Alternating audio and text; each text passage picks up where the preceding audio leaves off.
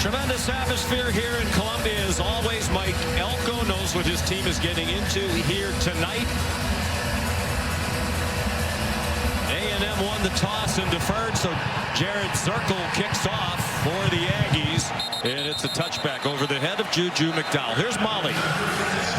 Well, Sean, Texas A&M head coach Mike Elko told us he decided on Sunday that Marcel Reed is their starting quarterback moving forward, and Connor Wigman is now their backup quarterback. There's no plan to play Wigman here tonight. And, of course, this Aggies team believes in Marcel Reed. Their running back, Le'Veon Moss, told us that his composure and his playmaking ability really won over this team, saying every time he steps out onto the field, something good happens. He's an underrated thrower. His running ability opens up more holes for our running backs to make big plays, and I am told nothing phases him, guys. Certainly seemed that way last week when he came in middle of the third quarter. Play action pass to start the game. Deep throw in single coverage and incomplete. Over the head of the intended receiver, Nick Harbor. Lenore Sellers' first throw of the game, a bomb. He's a redshirt freshman from Florence, South Carolina, first-year starter. And the coaches believe, Greg, he's improved as the season's gone along. And I feel like he's more confident. The game's slowing down for him. And had he completed that pass, this stadium might have crumbled to the ground with the energy in this building. He's under duress and breaks free from Scooby Williams. Throws on the run, and it's caught. 20-yard gain on the completion to Rocket Sanders, their running back.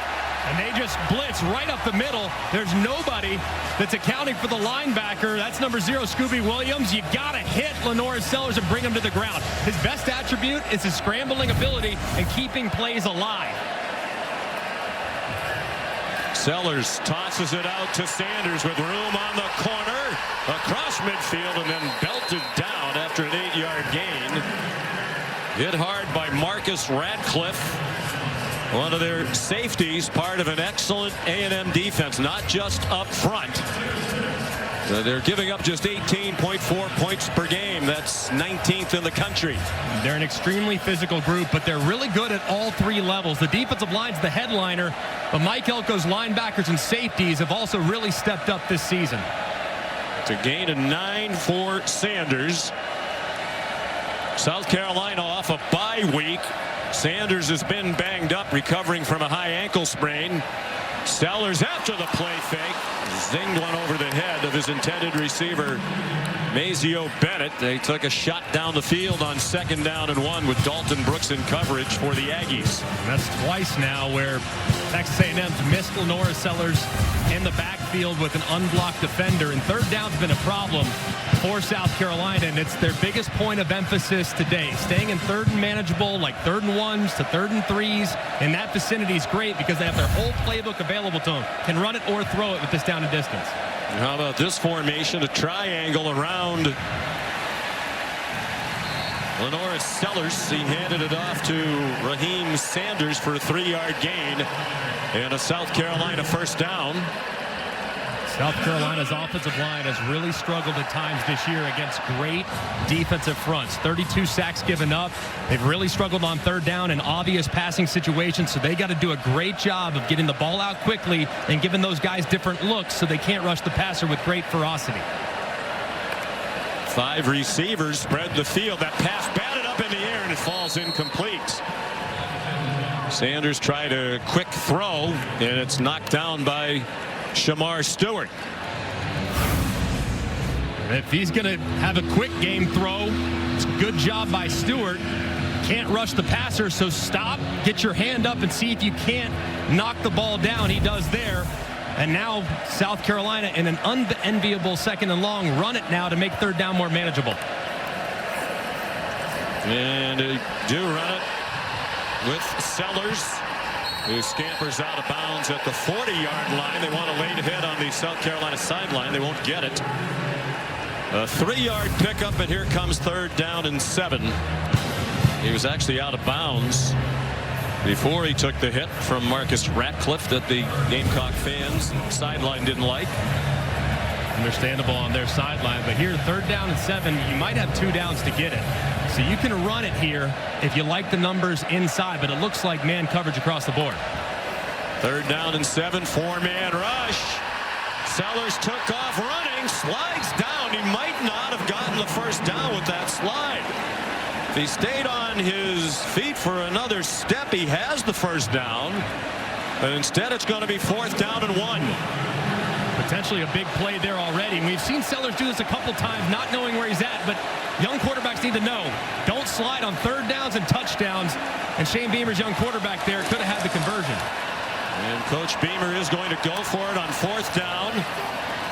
And it's a first down. Raheem Sanders,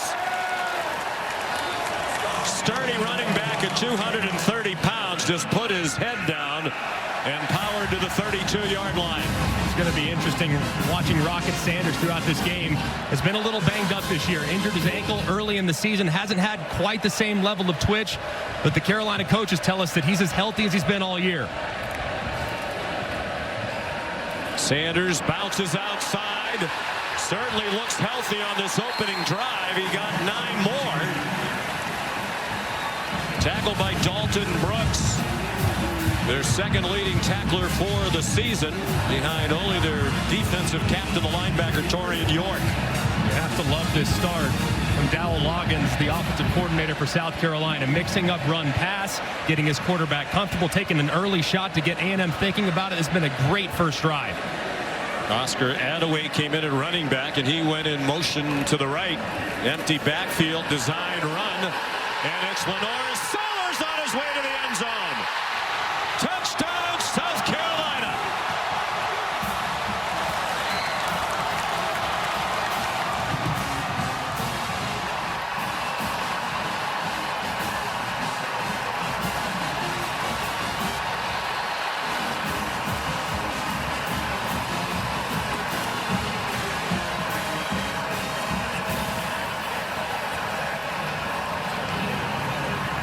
A 23-yard touchdown for Sellers. His 4th rushing touchdown of the season. Alex Herrera on for the extra point. And South Carolina leads 7-0. They go 75 yards in 11 plays. What a start for the Gamecocks. Building on the momentum of the pregame, Lenore Sellers into the end zone, and the offensive coordinator, Dowell Loggins, calls a gem to put the Gamecocks up early. Lenore Sellers, the touchdown run. An impressive opening possession for South Carolina. He rushed for 32 yards on the drive and completed 1 out of 4, but it went for 20 yards to Raheem Sanders. So Marcel Reed getting ready for his first chance of the night, and for the 2nd week in a row, he'll be called upon to try to lead A&M to a come-from-behind win. Alex Herrera kicks off, and that'll be a touchback. Take a look at the opening drive touchdown from the AT&T connected cam. It's a pin and pull. It's just a thing of beauty designed there by Dowell Loggins, the offensive coordinator. But Mazio Bennett, number 3, freshman wide receiver, getting in the action, blocking Cassius Howell, securing the edge, and allowing plenty of space for Lenore Sellers to run through it for a big play. That's a great job on the perimeter. So here come the Aggies, led by Reed, the redshirt freshman from Nashville, Tennessee. He hands it off. There's a flag down. If the play stands, it's Le'Veon Moss for 8. Well, there was a flag thrown at the line of scrimmage. The referee is Steve Marlowe, leading this Southeastern Conference crew.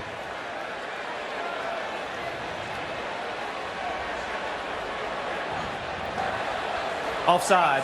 Defense number 6 in the neutral zone at the snap. The penalty is declined. 2nd down. Dylan Stewart.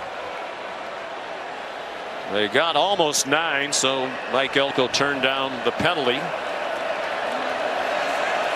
Reed came in last week. They were down 17-7 midway through the 3rd quarter. This is his 4th start of the season. Connor Wigman was the start at the beginning of the year. He got hurt. Reed came in and played very well, leading them to 3 wins. Moss chopped down by Nick Eamon-Wari, one of the best safeties in the country, just this week announced as one of the 16 semifinals for the Jim Thorpe Award as the best DB in the country. A great tackle there on Le'Veon Moss. A big third down as Wigman looks on. He's going to be a great teammate to Marcel Reed, be his eyes from the sideline, but a big third down, a stop here and an early 3 and out would have a lot of energy on the side of the Gamecocks. Hand off Amari Daniels, and it looks like he's about a foot short. Eamon-Wari up around the line of scrimmage again. Dylan Stewart involved in the play. They are short. And Mike Elko is leaving the offense on the field for 4th down and inches. They'll run the ball here. He's trying to draw the Gamecocks offside. Now he runs under center. Will they snap it? Still plenty of time on the play clock. Both teams trying to get the other to flinch. They do snap it. Reed got stood up. Surges forward at the very end, but he is short.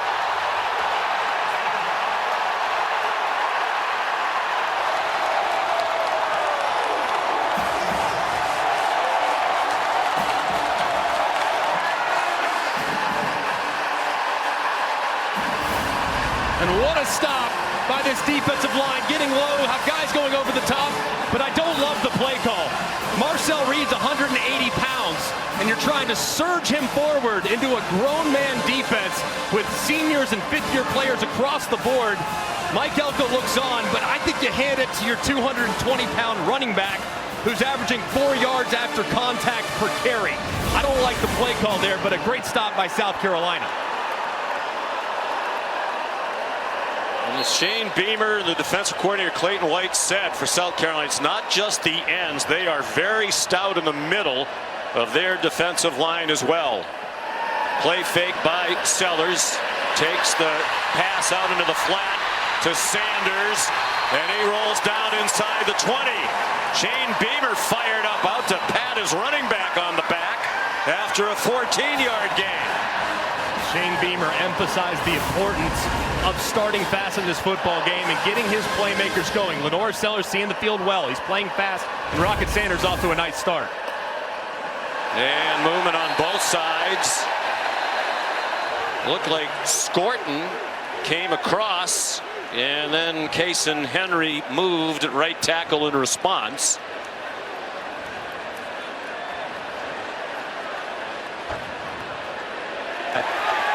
And it is against Scorton. Penalty, first down. Transfer from Purdue. He's come back home. He's from Bryan, Texas. And he has been terrific for Mike Elko. Mike Elko was worried about this tonight. He said our team's coming off a huge home win in front of 108,000 come from behind win for sole possession of first place. Both A&M and LSU undefeated heading into that game. Coming here on homecoming night game, hostile environment, talented South Carolina team coming off a bye week. Wide open, touchdown, Joshua Simon, 15 yards.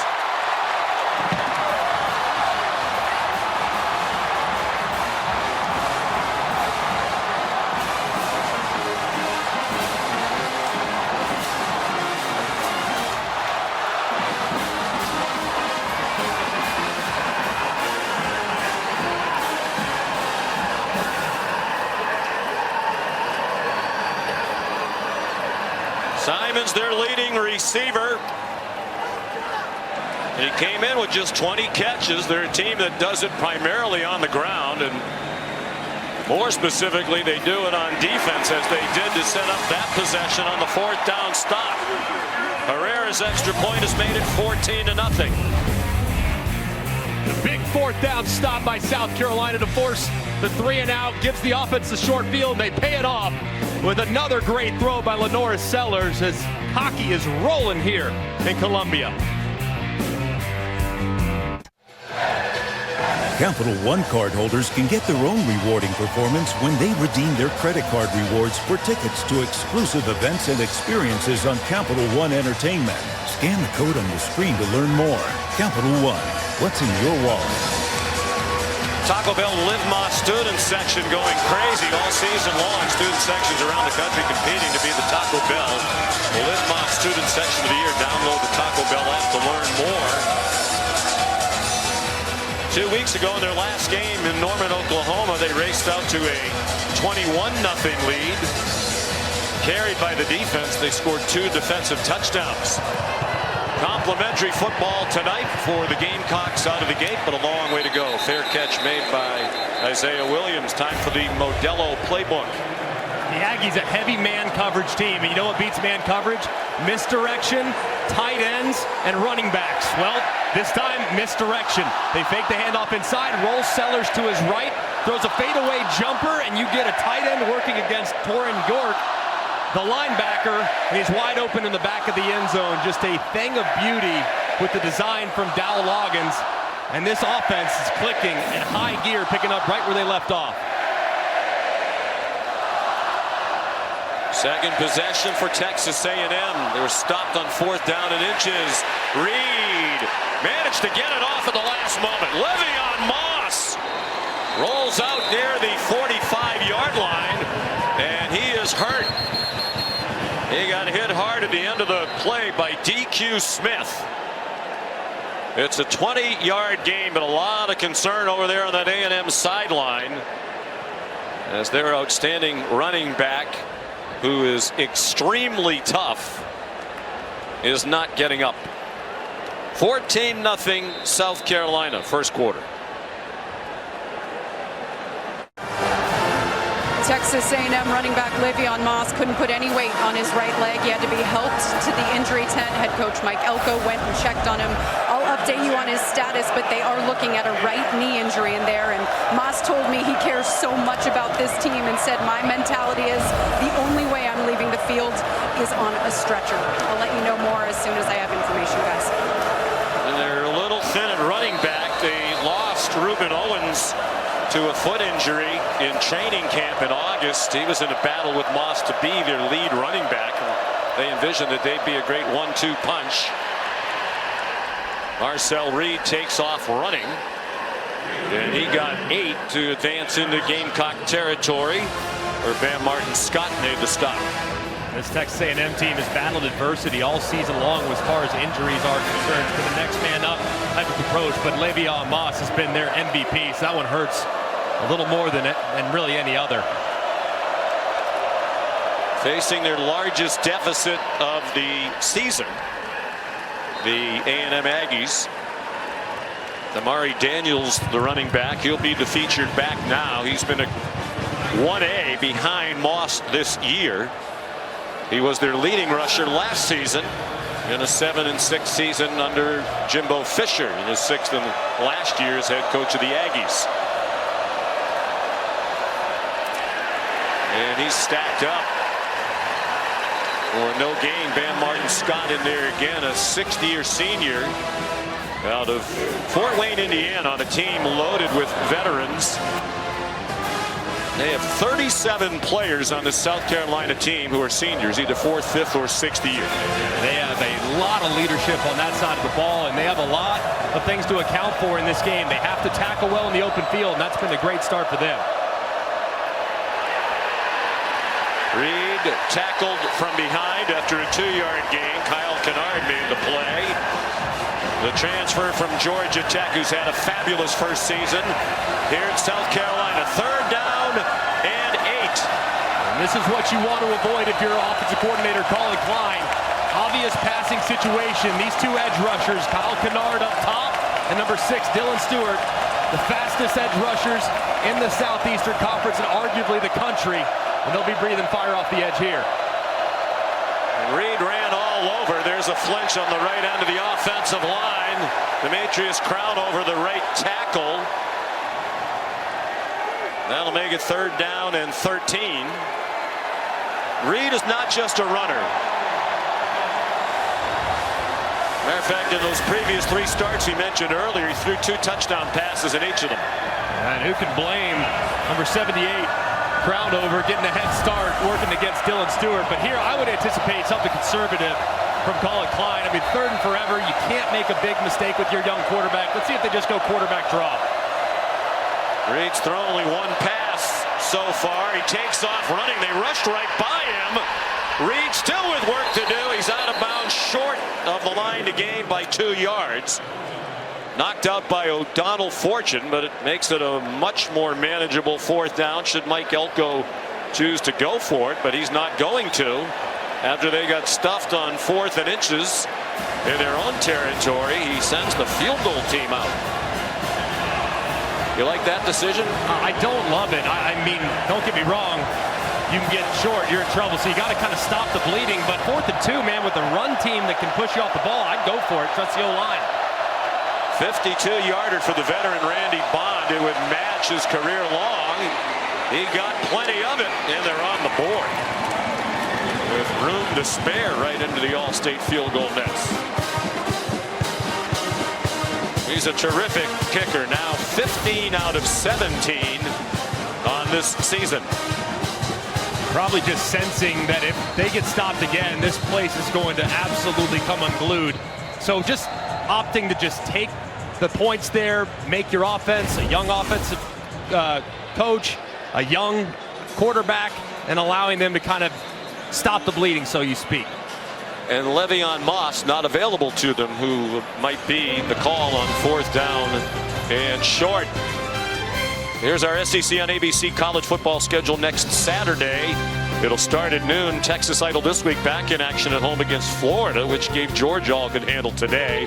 Georgia survived, and Ole Miss walloped Arkansas today to set up a big one at 3:30.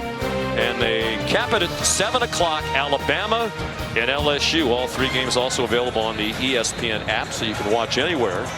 What a performance by Ole Miss today. Yeah. Without Trey Harris, too, their top wide receiver. It's nice to have a guy like Jordan Watkins step up and go catch 5 touchdowns, young man. With 5 touchdown catches, playing without perhaps the best wide receiver in the country. Jared Zirkle's kickoff down to Juju McDowell.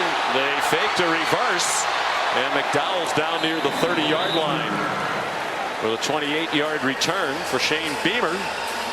They play excellent special teams under Shane Beamer. Beamer ball 2.0. Of course, his dad, Frank Beamer, legendary Hall of Fame Virginia Tech coach, who was best known for his special teams units. Like father, like son.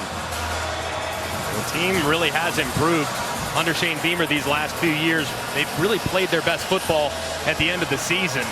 Kind of struggled sometimes in September and October, but man, they've finished really strong, most notably in 2022 when they knocked off some big-time teams down the stretch. Yeah, they're 8-4 in November in 4 seasons under Beamer. Well, the previous 3, this is their first November game tonight. Sellers got away, takes off running, has a first down. Just stiff-arms some would-be tacklers away and slides down at the 42. What a 12-yard run by Sellers, who's 6'3", 242. And how about escaping Shamar Stewart, who beats the left tackle Josiah Thompson inside. That's multiple times now. Aggies have had hands on Sellers, and he breaks free for a big play. They line up quickly. Oscar Attaway comes in at running back.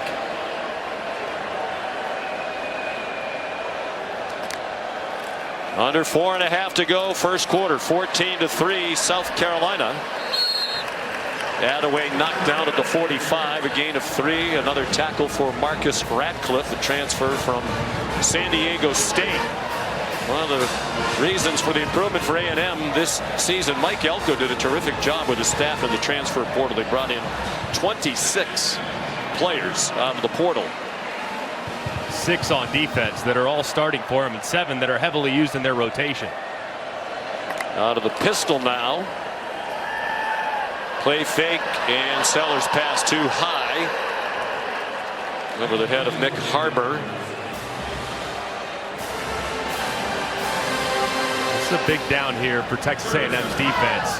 Their offense just finally got some points. Things are starting to calm down just a little bit.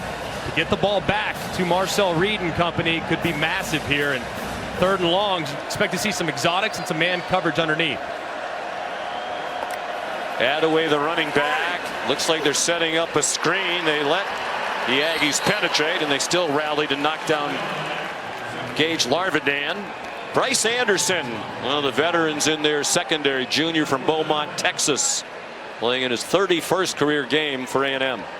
The Aggies just need to weather the early storm. They knew that South Carolina's going to be fired up coming out of the bye week, and they've had a couple opportunities to drop Lenora Sellers in the backfield, and they haven't, so they got to wrap those up going forward because those could be sacks. Kai Kroger, one of the best punters in the country, 5th year as the South Carolina punter. Terry Bussey back deep, and he makes a fair catch at the 12. Here's Molly.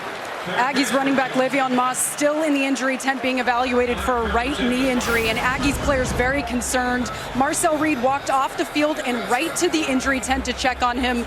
Then numerous players walked in and out of the tent to check on Moss. I have never seen so many people crammed inside of an injury tent. The concern is palpable, guys, and I'm told A&M has called for a cart down here on the sideline. Moss is the 3rd leading rusher in the Southeastern Conference. Came into tonight averaging 95 yards per game, behind only Dylan Sampson of Tennessee and Jarquez Hunter of Auburn. That was starting today's action. Marcel Reed. Aggies from their own 12. Play action fake of their own. Some hand fighting along the sideline. No flags. Moose Muhammad, the intended receiver, with Judge Collier in coverage. Colin Klein, the offensive coordinator, he's going to want to take some shots with Marcel Reed. He's very comfortable throwing it outside the numbers. He's also pretty good throwing it down the field. But seeing the middle of the field is where he's kind of struggled. But you miss on 1st down, you got to get it back to 3rd and manageable, so expect run here. Colin Klein's in his 1st year here, joined Mike Elko's new staff after being the offensive coordinator the last couple of years at his alma mater at Kansas State. Missed exchange. The ball is free. They tried to hand it off to the explosive Terry Bussey, and they missed the exchange, but Bussey got it back in a battle with Dylan Stewart. But it's a loss back inside the 6-yard line. Potentially a catastrophic mistake right here. 2 freshmen handling the football. Bussey thinks he's pulling it. He doesn't. He hands it. It's on the ground, and very fortunate to jump on it before a Gamecock defender grabbed it inside the 10.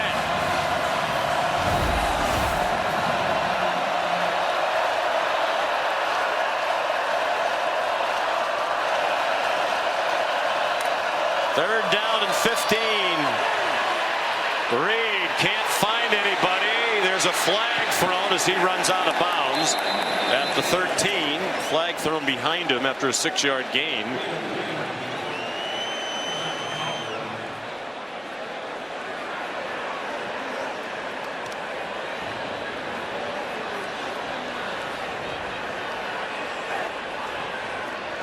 Holding. Number 55.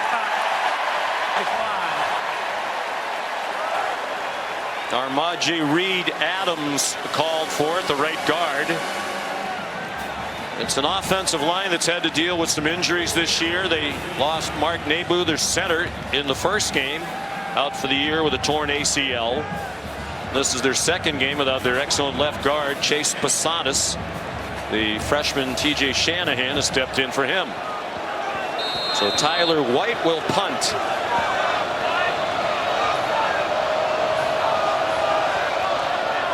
He's had an outstanding year for the Aggies. This is not his best.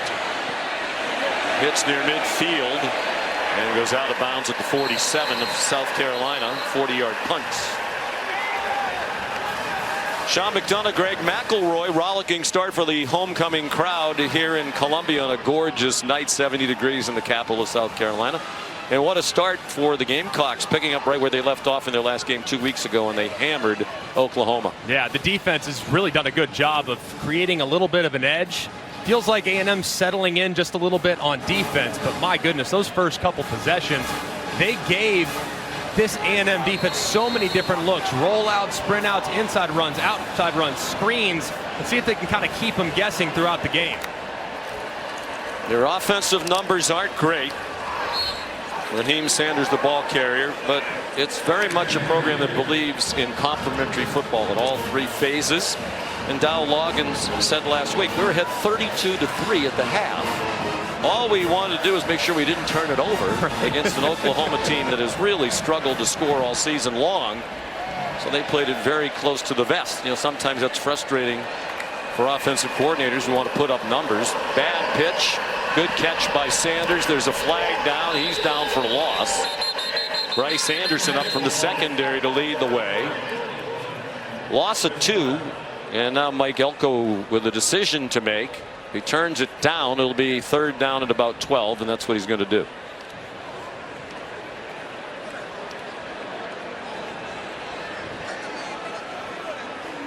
Elko, 47 years old, was the defensive coordinator at A&M for 4 years, 2018 to 21, under Jimbo Fisher. Left and went to Duke for 2 seasons as the head coach.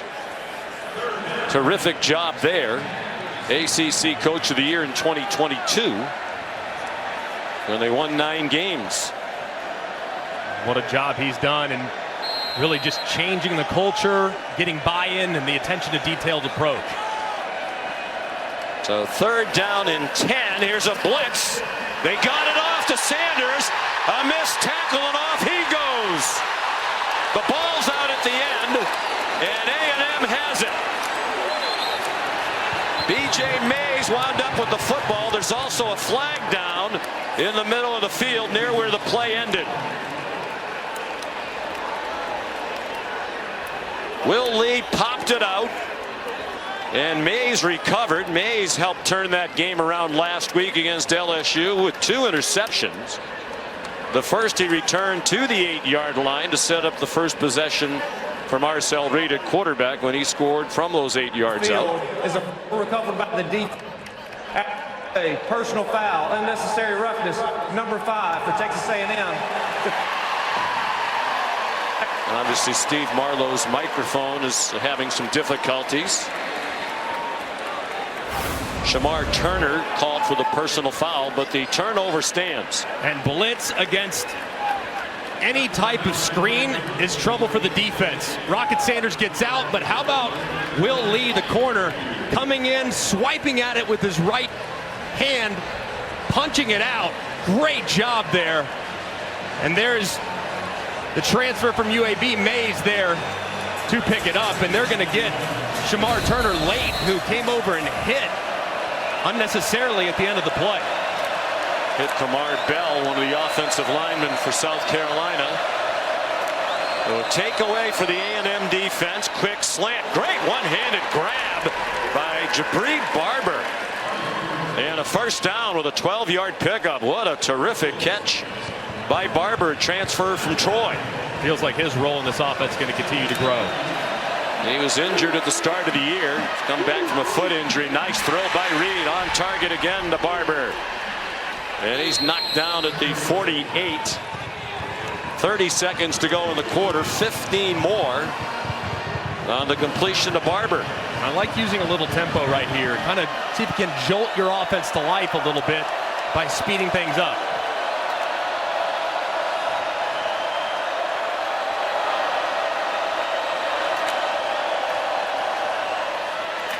Amari Daniels, hard-earned couple of yards to midfield and what's going to be the last play of the first quarter. South Carolina leads 14-3. ESPN's presentation of college football on ABC will return after this message and a word from our ABC stations.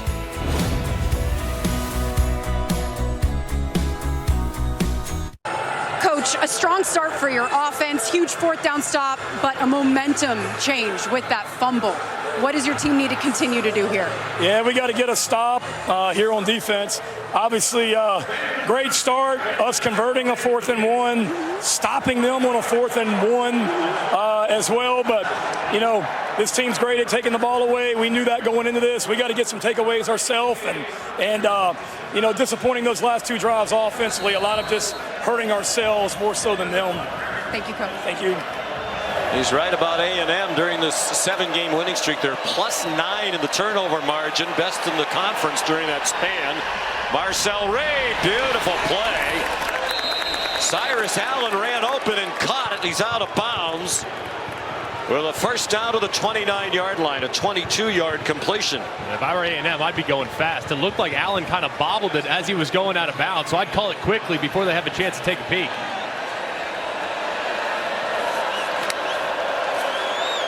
Reed, another missed exchange, and he falls on it. Well, that's a couple, and Reed's frustrated. And it's a big loss of 8 on the play.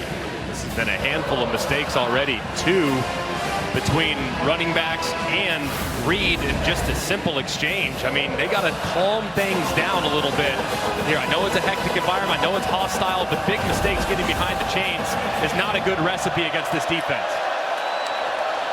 Very rarely a good recipe against any defense, but particularly against a bunch as salty as these Gamecocks. There's a high throw. Cyrus Allen couldn't make the catch.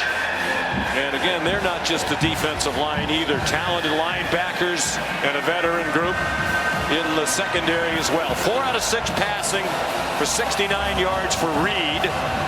And they're right on the fringe of field goal range here. You would expect something. Maybe just conservative, run it up inside, make this field goal a little bit easier. It's unlikely to convert a 3rd and 19 against this pass rush. They empty the backfield. It's a design run for Reed, and he gets nothing. They were ready for that. Dylan Stewart, the true freshman out of Washington, D.C. One of the top recruits in the country, number 14 overall in the ESPN rankings in this last recruiting class. Connor Wigman watching tonight. A couple of years ago, the class of 2022, he was the #1 pocket passer in the entire country coming out of high school. So here's Bond, and this would be a career long. It's already connected from 52. This would be 55. Really no breeze to speak of here in Columbia tonight. And that one is long enough, and that one is good. Oh. How good are these kickers all over college football? And that was good with plenty of room to spare. As soon as it left his foot, you heard the crowd go quiet. They knew it was plenty of leg, plenty of distance, and right down the middle from the logo. It splits the uprights. Well done. Look at how that's up into the net. Yeah, why does he look so puzzled? That thing almost hit the scoreboard. A heck of a kick. Mike Elko, even after that big win against LSU last week, a little disconsolate when we met with him last night. He's a big New York Yankee fan and was disappointed about their loss in the World Series. He's a New Jersey native, graduate of Penn, played on an Ivy League championship team in the late 90s. You want a little bonus Affleck trivia question? I would love that. He's one of 3 Ivy League graduates who are FBS head coaches out of the There's 3? 3. Wow. Well, oh, no. Syracuse is not Ivy League. But Bill O'Brien? Bill O'Brien is one, a Brown graduate. Brown graduate. Now at Boston College, of course. The other one I don't think you'll get. Although you might. Jared Zirkle picks off the Georgia transfer. Well, I will give you a hint. The other one, his team played against South Carolina this season. Wow. Okay. That narrows it down to 7 teams. Brian Kelly? Ricky Ronnie of Old Dominion went to Cornell. They're wicked smart, as we would say, in the Commonwealth of Massachusetts.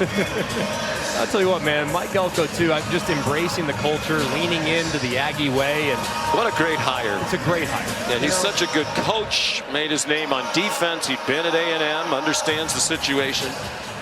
Wanted to change the culture. That's hard to do in this transfer portal age.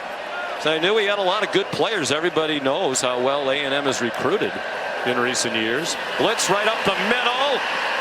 And again, Lenora Sellers escapes. That's been a big story here in the first 17 minutes. He has looked like he might be taken down for a loss, and he's turned it into gains a couple of times. I mean, this has to be 5 or 6 times where the Aggies have had an unblocked defender rushing Lenore Sellers, and he pulls a Houdini. I mean, that's an amazing play. What should have been a loss of 5 is a gain of 5. Pressure again brought by A&M. They run through it with Rocket Sanders. And the Rocket has a lot more fuel tonight. Clearly healthier than he's been for a lot of this season. He suffered a high ankle sprain in their crushing loss here to LSU. And this is a great run by Rocket Sanders. Breaks to the outside. This is the speed that we haven't seen as much of the last few weeks. He's been trying to get back to 100% with that injured ankle. 28-yard gain. Sanders again changes directions. The Aggie tackling hasn't been up to its usual standards so far tonight. And that's a 6-yard gain for the transfer from Arkansas, where he was first-team All-SEC 2 years ago. Interesting transformation for South Carolina in these 2 years with Dow Loggins as the coordinator. Last year, they were extremely pass-heavy when they had Spencer Rattler quarterback, Xavier Legette at wide receiver. But with those two gone, with Sanders here and Sellers a good running quarterback, they really changed it around completely. 4-yard loss for Attaway, and that's good coaching, Greg. I mean, you play to the strengths of your team. Yeah, and you don't try to force a square peg into a round hole, because if you look at Lenore Sellers, his skill set completely different from that of Spencer Rattler. So embrace who he is at this point of his development, and then bring him along in a way that will allow him to become a more complete player. But a tough situation here in 3rd and long. 3rd and 8. They really aren't in field goal range for Alex Herrera. Again, Sellers running away from Aggies, and he puts his head down and steamrolls the tackler B.J. Mays for a first down.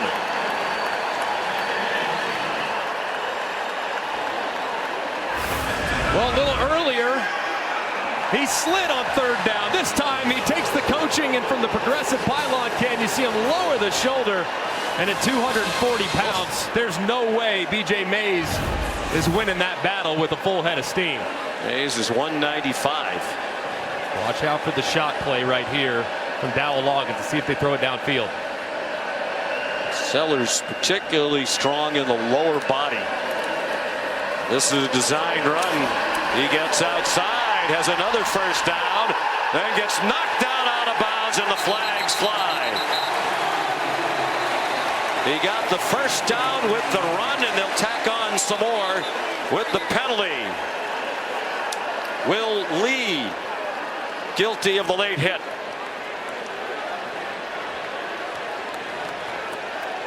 Late.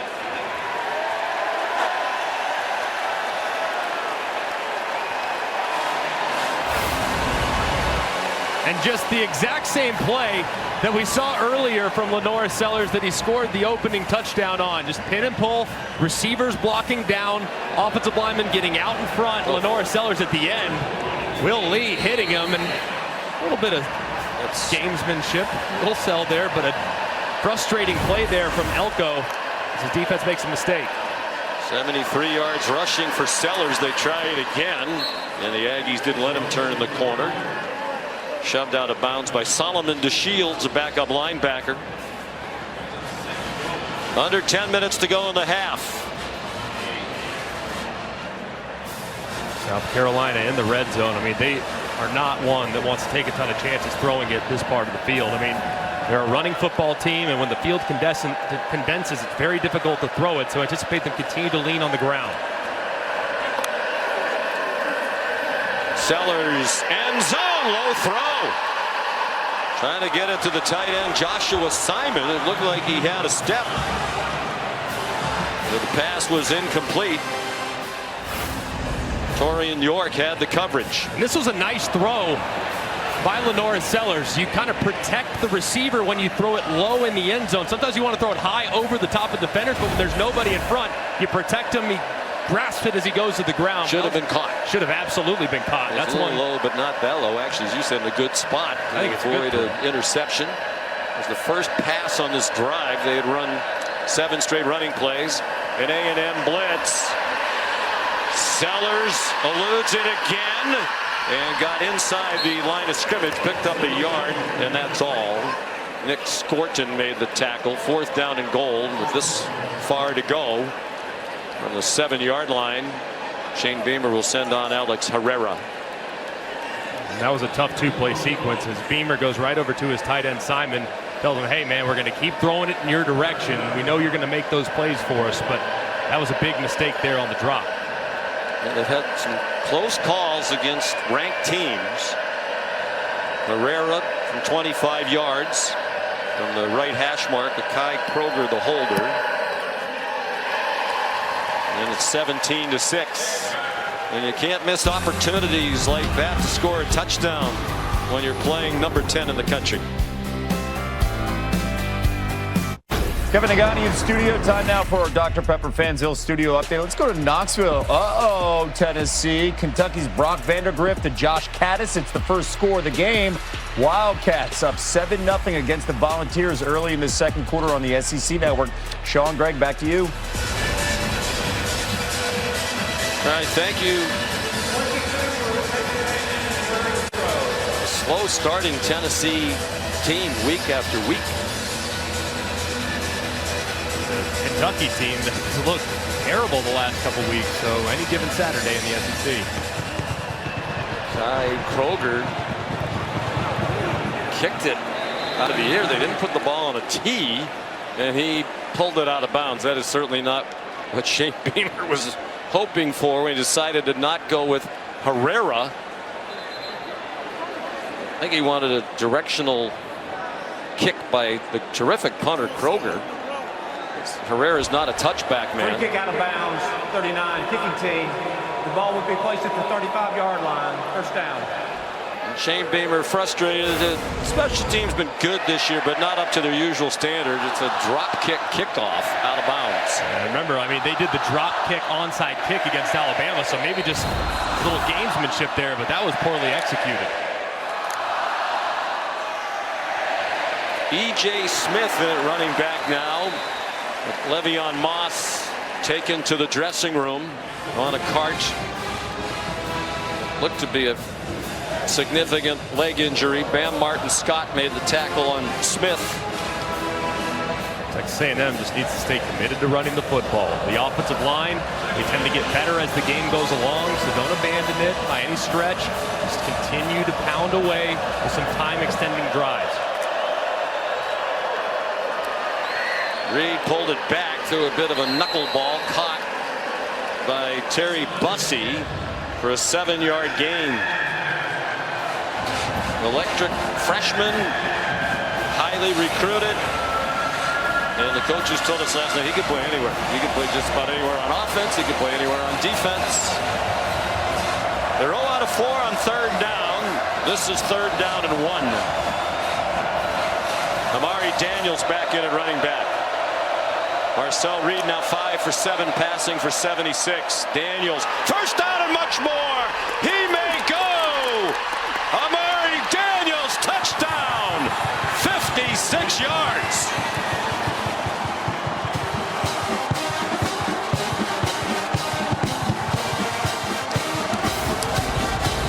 And how about the right side of this offensive line, just all over the place as they gash it right outside the right tackle. There's really not a defender outside the right tackle. Crowd over, they run right into that void. And Daniels is out the gate. Just great job attacking the space there along the defensive front for South Carolina. It turns into a big play. What an answer by the Aggies. By far his longest run of the year. As a matter of fact, twice as long as his previous long, which was 28.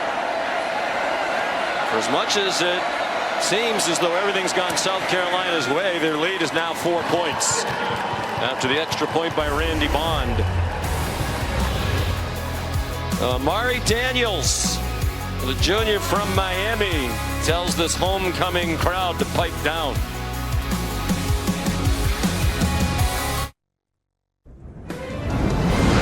Saturday Night Football is presented by Capital One. What's in your wallet? And in part by the all-new Sonic Smasher. Live free, eat Sonic.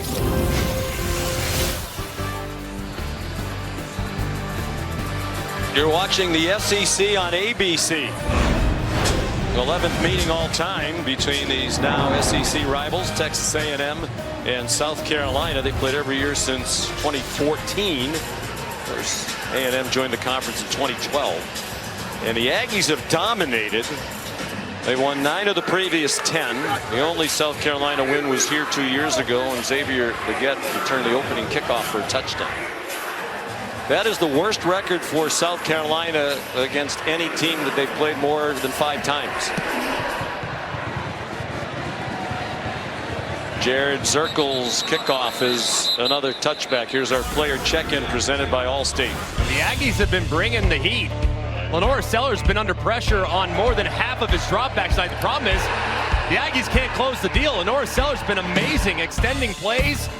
They've also gotten hands on him multiple times. They just can't bring him to the ground at 240 pounds with a lot of burst and athleticism. They've gotten him in good positions, but he continues to pull the rabbit out of the hat. This Aggie defensive front is going to have to be a little bit more disciplined when rushing the passer, and they got to finish when they get hands on the quarterback. Oscar Attaway, room outside again. This run defense for the Aggies has not been very good on the edges. And that's a 27-yard run for Oscar Attaway. Who didn't expect this thing to turn into a complete track meet with these two defenses? But the run games have been outstanding. And this is a play that they've continued to go to over and over again. The outside perimeter run has been there for the Gamecocks all night. There's Attaway again. Transfer from North Texas, got 7. Molly? Well, Sean, Aggies head coach Mike Elko went to every position group on their defense and basically begged them to keep quarterback Lenore Sellers in the pocket and limit his rushing ability, saying, you got to get to this kid. Do whatever you have to do to stop him, hit him, rattle him. You cannot let their quarterback run on us like this. He's rushed for 74 yards. Some of them on plays that looked like they were pass call. Wow, that'll be incomplete. I believe it was pitched forward, and it's incomplete. Shamar Stewart broke it up.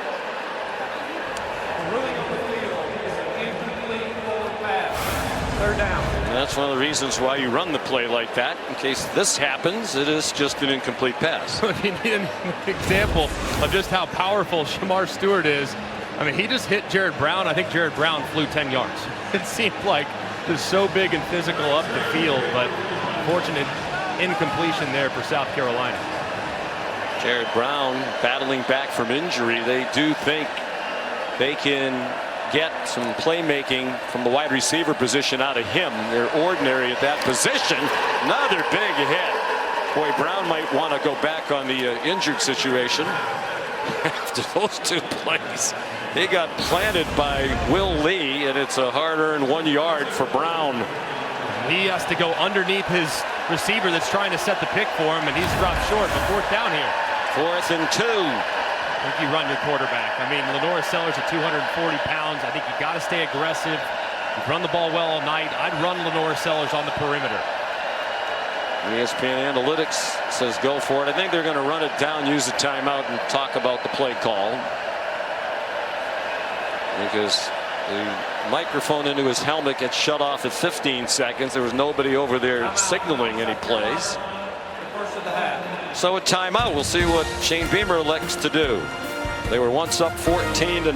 Now it's just a 4-point lead for South Carolina.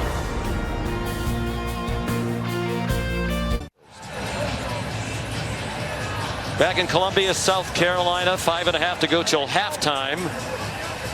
South Carolina leading 17-13. They were up at one point 14-0, and it looks like they are going to go for this 4th down and 2 at the Aggies 40. And if I'm Shane Beamer, I like being aggressive here. Maybe try to go with the hard count, see if you can get him to jump off sides. But I would get Lenore Sellers out of the pocket. He's on the left hash, roll him to his right, and see if you can maybe create a little separation. If nothing's there in the passing game, he takes off to convert on the run. Well, Raheem Sanders on the field for a while now for South Carolina. Quick throw, and it's broken up. Jaden Hill made the play. They tried to jam it on a quick slant to Mazio Bennett, and it was broken up. And they bring pressure off the right-hand side. It's man coverage behind it, and it's really well covered there by the inside slot nickel cover guy, Jaden Hill. He breaks on it immediately, gets that left hand out in front. Pretty accurate throw. It's just great coverage, and Mike Elko's defense has stood up. Made a nice stop. I wonder if there's something wrong with Rocket Sanders. He's been so effective. We've talked a couple of times about how well he's run. He's averaged more than 7 yards per carry. Meanwhile, A&M with momentum on its side now, playing without its leading rusher, Le'Veon Moss. And E.J. Smith dropped for a loss. Demetrius Knight and Bam Martin Scott. And these linebackers for South Carolina do such a great job of recognition. They see it immediately, a little speed option. The number 17, Knight, registers so quickly and closes. This is a veteran group that has great recognition. Coaches love Knight. He's 24 years old, the transfer from Charlotte. Over the middle, good throw by Reed, good catch by Barber. And he's within 2 of the first down at the 48-yard line, a gain of 11. It's amazing just how often A&M will get off schedule and then boom, they get back into a third and very manageable. And when they're under 3 yards, they have just 2 pass attempts on third down all season. I expect run right here, see if they can pick it up on the ground.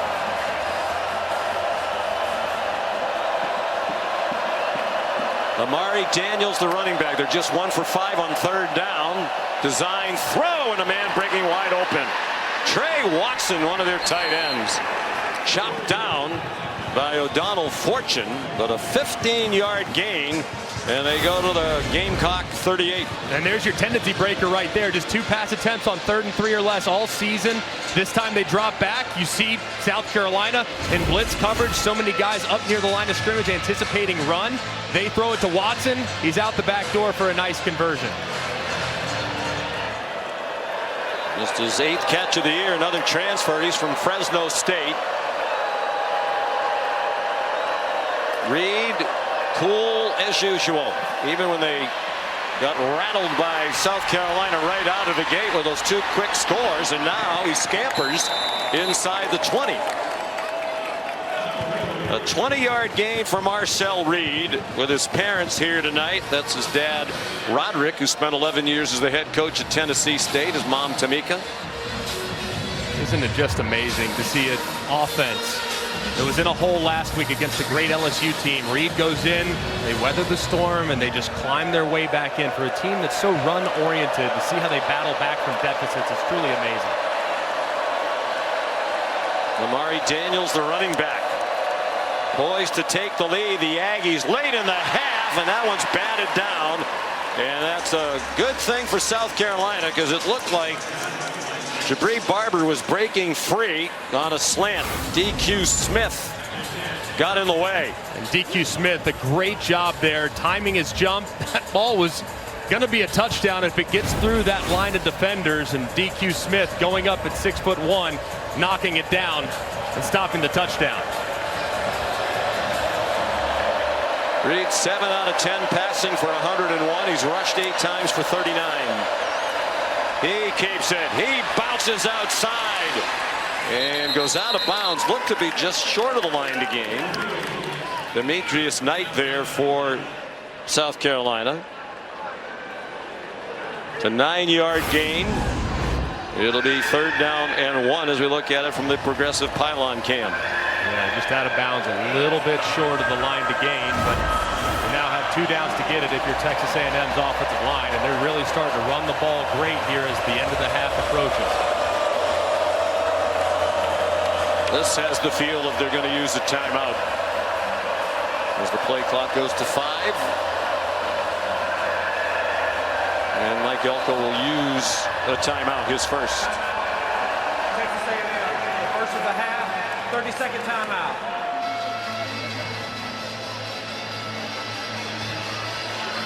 Let's take a look at the college football rankings entering today's action, brought to you by Chick-fil-A.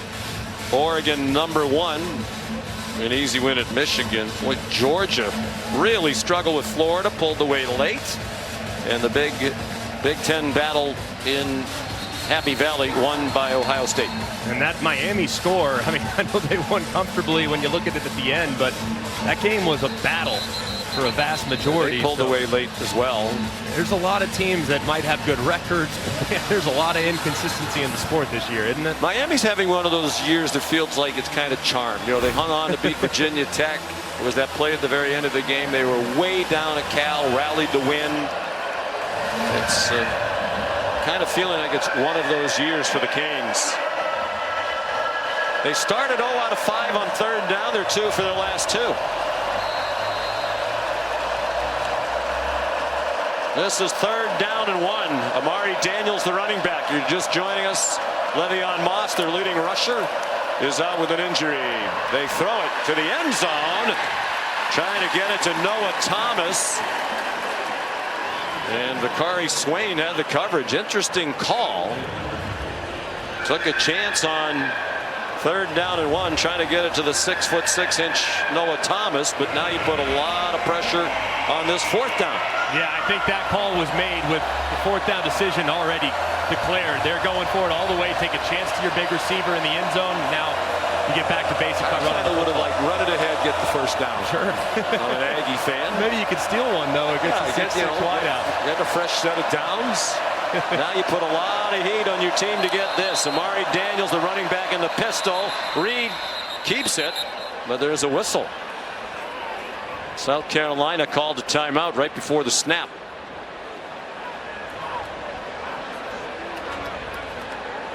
Before the snap, timeout, South Carolina. 2nd of the half. 30-second timeout. Please reset the game clock to 2 minutes, 11 seconds.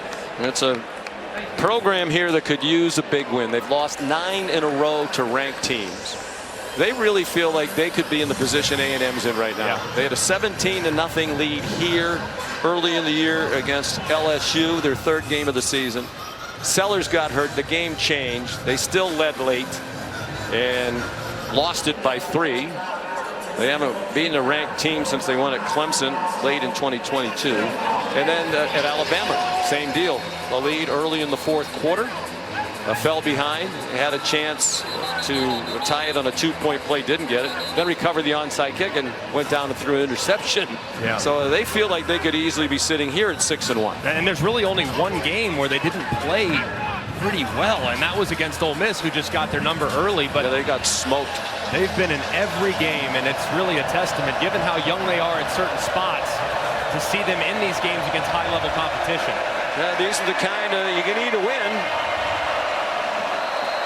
They have an extra offensive lineman on the field, Cam Dewberry. Daniels straight ahead, 1st down. Amari Daniels. 5'9", 215-pounder. That'll take us to the 2-minute timeout. 2-minute timeout. This is the SEC on ABC. Saturday Night Football presented by Capital One.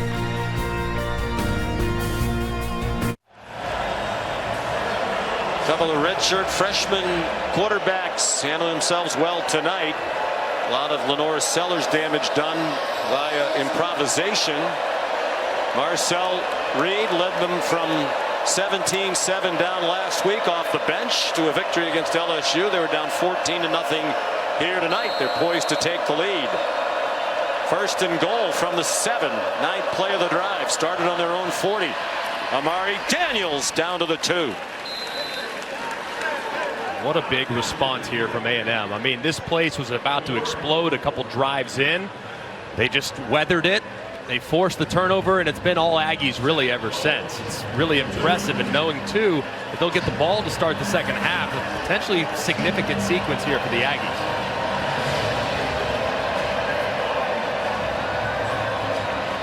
Marcel Reed's parents. They're going to let the play clock run down again. South Carolina has just 1 timeout. Ordinarily in this situation, especially as you said, knowing that A&M gets the ball to start the 2nd half, you might use timeouts to try to get yourself another possession. Shane Beamer has only 1 left. So Mike Elko wants to take as much time off this clock as he can. Here's Kevin Nagandi. Sean, Capital One halftime report is just minutes away with Booger McFarland, Kevin Nagandi here in studio. Clemson down by 10. Highlights coming your way. Pitt undefeated in trouble. Down goes Penn State. Reaction after their loss to Ohio State. What are you seeing in this one? Yeah, it was 14-0. The place was going crazy. I just love the resilience and the composure by young Marcel Reed and Texas A&M. They're a running football team, and the run game has got them back in this. And let's not forget they're doing it without Le'Veon Moss. No doubt right? about it. It shows absolutely. the maturity of this group under Mike Elko. They did not panic, and right now they have the chance to take the lead. Back to you. Reed's played in big games. He's out of Montgomery Bell Academy in Nashville. There's the turnaround the gentleman we're referencing. And he played in back-to-back state championship games when he was in high school as a junior and a senior. You know, it's not the same as playing in front of 77,000 people here. But there's pressure, as you well know. Oh, yeah. And he, I think, has handled it beautifully. I mean, being thrust into the situation, down 10 last week, and just handling it like a true pro, it says a lot about his competitive character and being able to just handle the circumstances without allowing it to affect his processing. We mentioned it's his fourth start. The first one was at Florida. A very tough place to play, and he was terrific there. Threw for 178, 2 touchdowns, and ran for 83 in the score, and was the SEC Freshman of the Week. Play fake. Touchdown, and the Aggies take the lead. Jabri Barber, a 2-yard touchdown reception.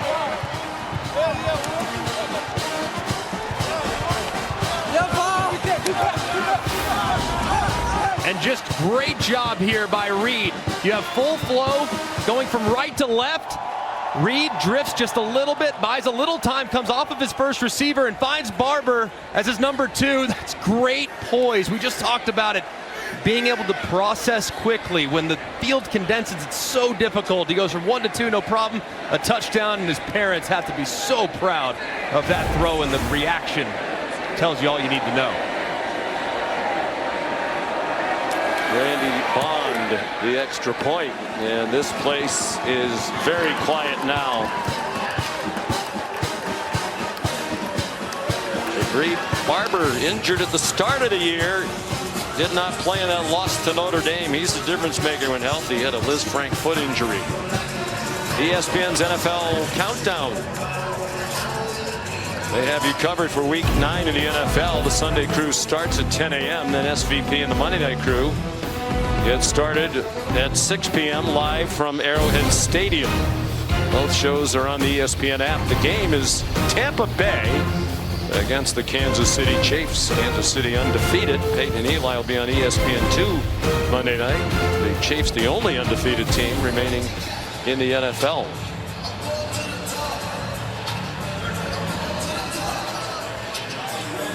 Jared Zirkle will kick off.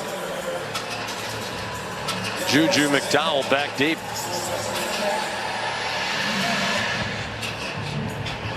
It'll be interesting to see what Shane Beamer decides to do here. All the momentum on the side of the Aggies. Go try to steal some points, or does he take it to the half and try to regroup?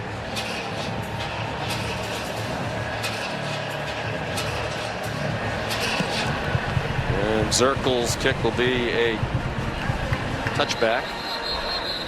A&M on a 20-3 run after falling behind 14-0. Sean McDonough, Greg McElroy. My guess to answer your question would be that Shane Beamer plays it conservatively here. You know, they're really not an explosive offensive team. They have just the one timeout. They've been prone to the lost fumbles. We've seen one of those tonight. So I think they play it conservatively and take it to the house. Yeah, that's what I would do. I mean, you have a young quarterback that's played well tonight, made some good decisions. You have a tenacious defense that's always seemingly turning over the opposition, but see what they do. They've lost 9 fumbles this season. Sanders, who was out for a while, and Molly told us walking gingerly on the sideline back in there.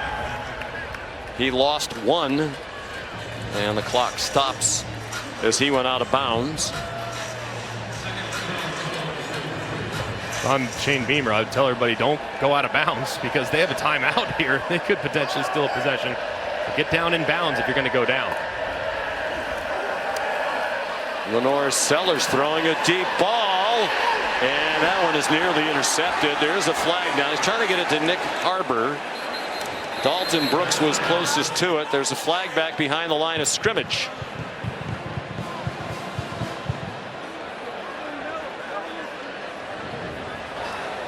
Personal foul, roughing the passer, defense number 5, low hit, 15-yard penalty, automatic first down. Shamar Turner, the senior from DeSoto, Texas. And this is a really dangerous play. Hitting Lenora Sellers low. He's going to the ground. So dangerous. And one there, that's a good call by the official. And now with a little better field position, maybe they do start to ramp up the pressure a little bit.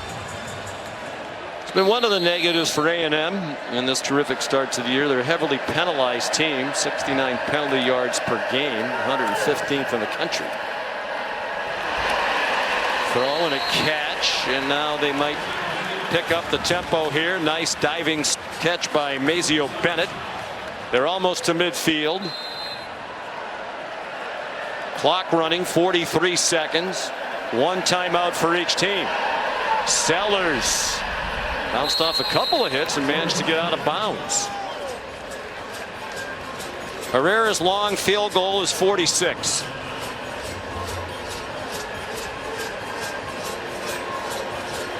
You got to make sure that that timeout that you have in your back pocket, if you're South Carolina, you save that one for the kicker. So got to be smart. Get the ball out of your hands if you're Lenora Sellers. Everything's got to go past the sticks. A blitz from deep from A&M, and a nice catch. Mazio Bennett collared at the 39-yard line by B.J. Mays. Crowd wanted a penalty. They're not going to get it. Clock stops to move the chains. And now it runs. Mazio Bennett had to come off the field. That's a critical issue right there. And here's a late substitution, which they can do because South Carolina substituted. South Carolina, their third and final of the half, 30-second timeout.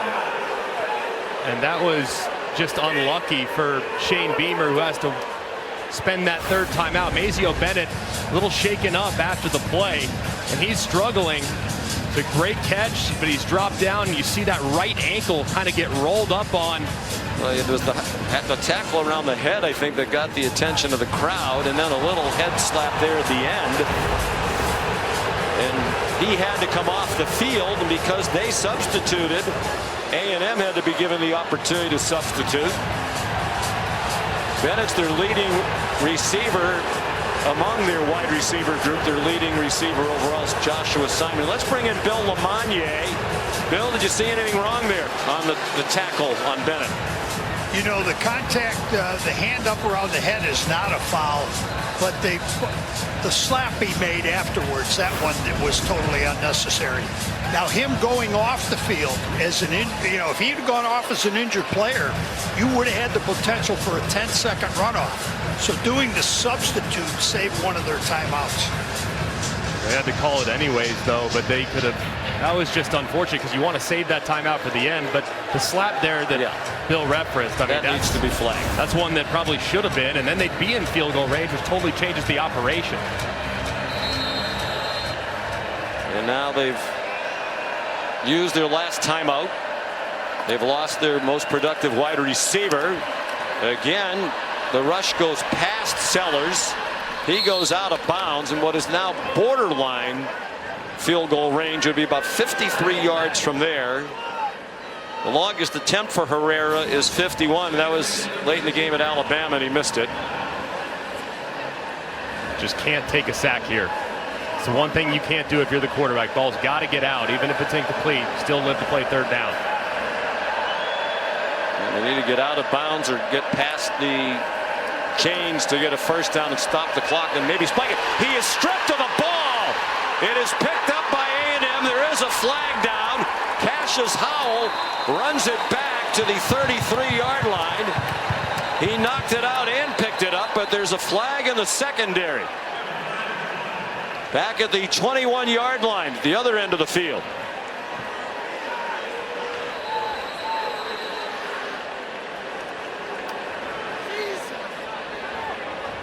We mentioned all the lost fumbles for South Carolina, and it was Sellers who had lost 4 entering Before tonight. the fumble, holding, defense number 20.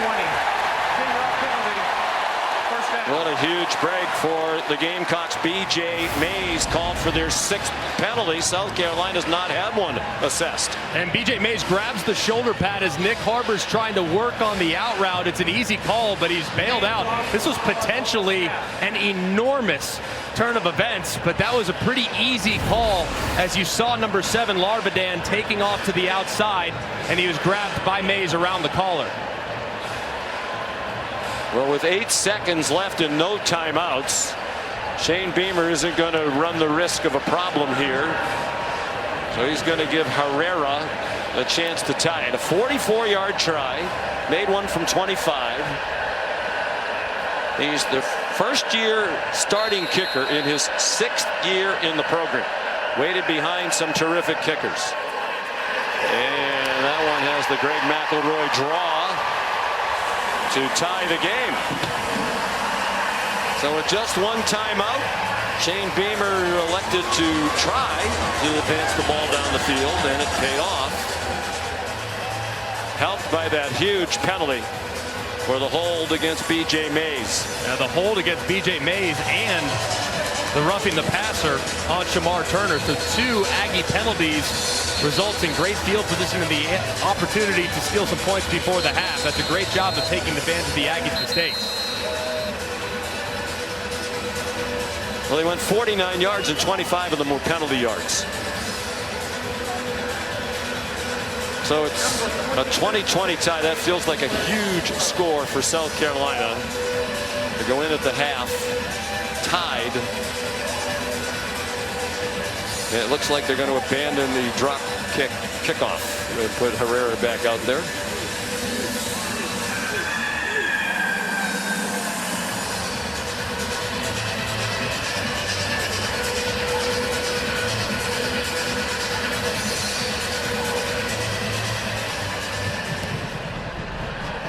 A squib kick.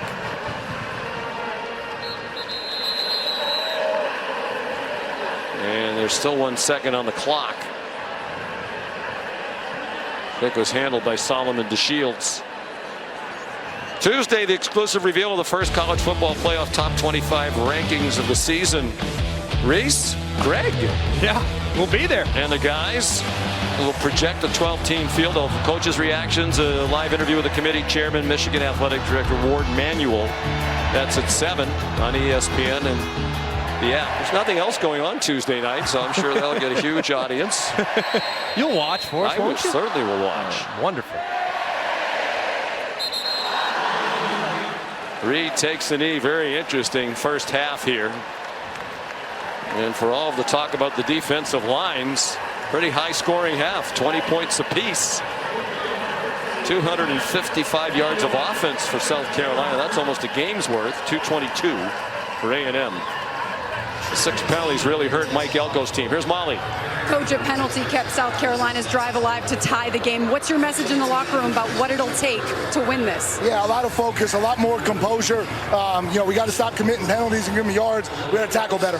For your offense, a huge 4th down conversion for that score that led to that score. How have you seen that group battle through adversity? Yeah, I think we responded well. We obviously started slow. We were able to get this back in. It's going to be a 4-quarter game. We got to make some plays. What can you tell us about the status of Le'Veon Moss? He's out for the rest of the game. Thank you, Coach. Yep. Unfortunately, and perhaps beyond, given how that looked.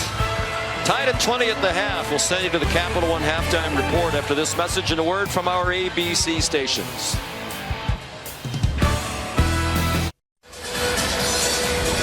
This is the SEC on ABC. Saturday Night Football presented by Capital One from Williams-Brice Stadium in Columbia, South Carolina. Gamecocks on homecoming raced off to a 14-0 lead. Fell behind late in the half, and now we're tied at 20 as we head for the second half. Sean McDonough, Greg McElroy.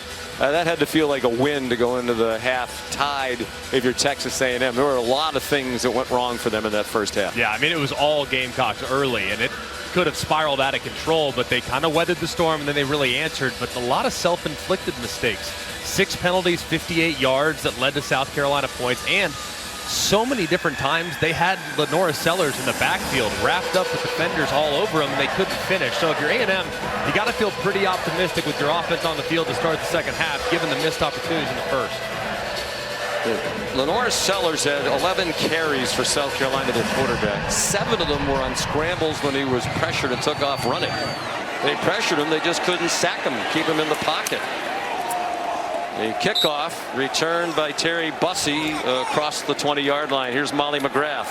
Well, Sean, South Carolina wide receiver Mazio Bennett left the game at the end of the first half after a hard hit by A&M corner B.J. Mays. And head coach Shane Beamer confirmed he is out for the game. He was frustrated it wasn't called for a penalty. He said when a guy gets hit near the head and can't walk off the field on his own, you should get a targeting or at least a face mask call. So he's going to send that to the league. He said he wants Lenora Sellers to continue to run the ball, but the biggest adjustments, he said, will be for his defense. He's harping, getting a turnover, forcing takeaways. On first down, Amari Daniels gets 6. He's taken over as the lead back. Demetrius Knight made the tackle. They're playing without Le'Veon Moss. Leg injury in the first half. He's not going to return.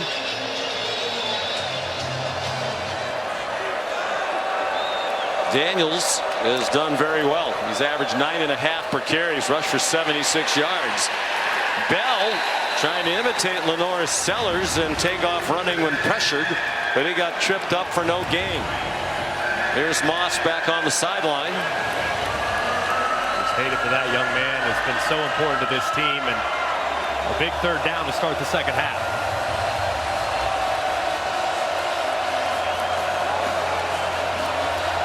Third down and 4. A&M 2 out of 7 on third down tonight. This is shorter than what they've averaged on third down. Deep drop, and then Bell on target for a first down. Ja'Day Walker, who did not play in the first half because he was ejected for targeting in the second half last week against LSU. And it's a great job by Marcel Reed. Climbing in the pocket, you have great edge rushers for South Carolina who get pushed high. He steps up and delivers a throw for a conversion. That was a good job moving up and threatening the line of scrimmage. Well, for all the talk coming in about these two outstanding defensive lines, and they are terrific, there has not been a sack in this game, in large part because of the elusiveness of these two redshirt freshman quarterbacks. Noah Thomas dropped for a loss. Judge Collier, the cornerback, dropped it for a loss of 2.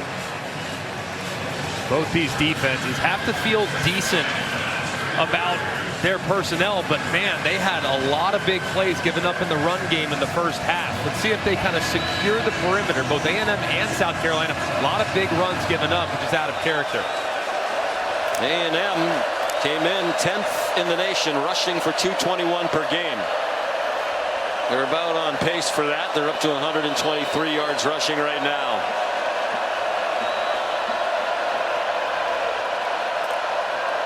On second and 12. Well blocked by the Maroon Goons, as they call them, up front. And a diving catch by Jabri Barber for an 8-yard pickup. I think part of the reason why you moved to Marcel Reed is for down and distances like this. You can really do anything when you're in third and manageable. You can run it with the quarterback. You can get an empty formation. You can hand it off. You can go zone read.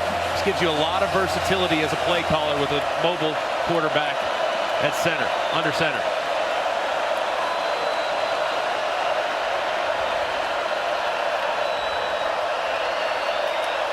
On third down and 4. Low throw and an incomplete pass intended for Barber, with Nick Eamon-Wari in coverage. The junior from right here in the Columbia area out of Irmo High School. Off a huge performance last week. He had 2 interceptions against Oklahoma 2 weeks ago, but in their last game, one of which he returned for a touchdown. Now Tyler White will punt.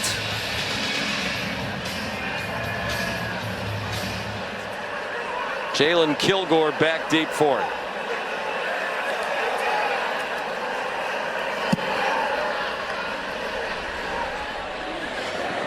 And a fair catch made by Kilgore.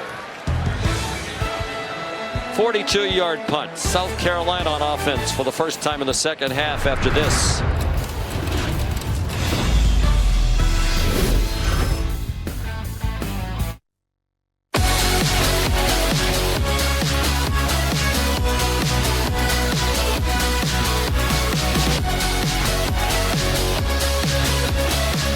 Always a great scene here at Williams-Brice Stadium, home of the Gamecocks. Homecoming weekend here in Columbia.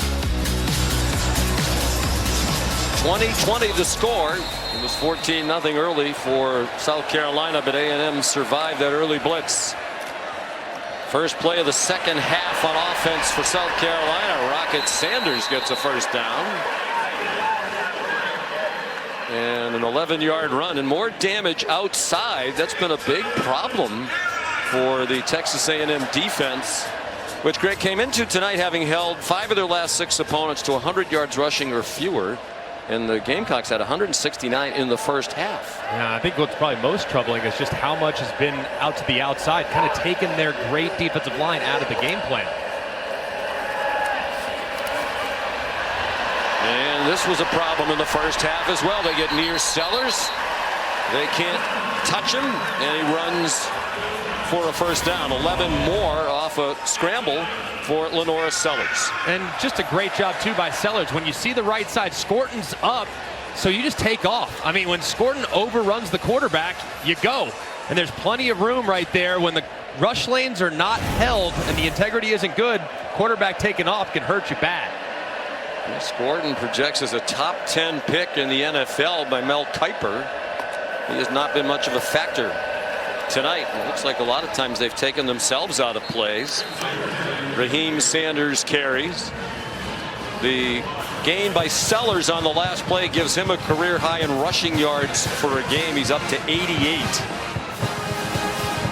At 91. The previous high was 88 against LSU. And in that game he had a 75-yard touchdown run, the longest ever by a South Carolina quarterback. One thing you notice too, as a right-handed passer, I mean, a lot of his movement is to the right. The Aggies are going to need to make an adjustment because almost all of his scrambles come when he's moving to his right. He runs to the right. And he's very near first down, about a yard short. Knocked down by Will Lee. And he's up to 96 yards rushing now. In the first half, here comes the third down, and then we'll tell you what Sellers accomplished. 3rd down and 1. And it's Sanders ripping through the hole. One man might catch him.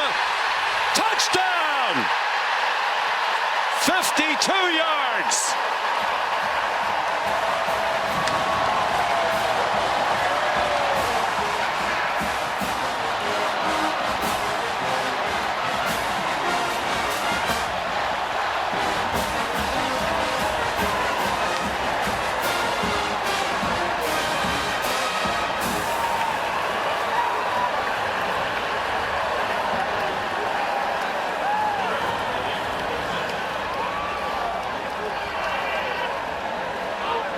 Raheem Sanders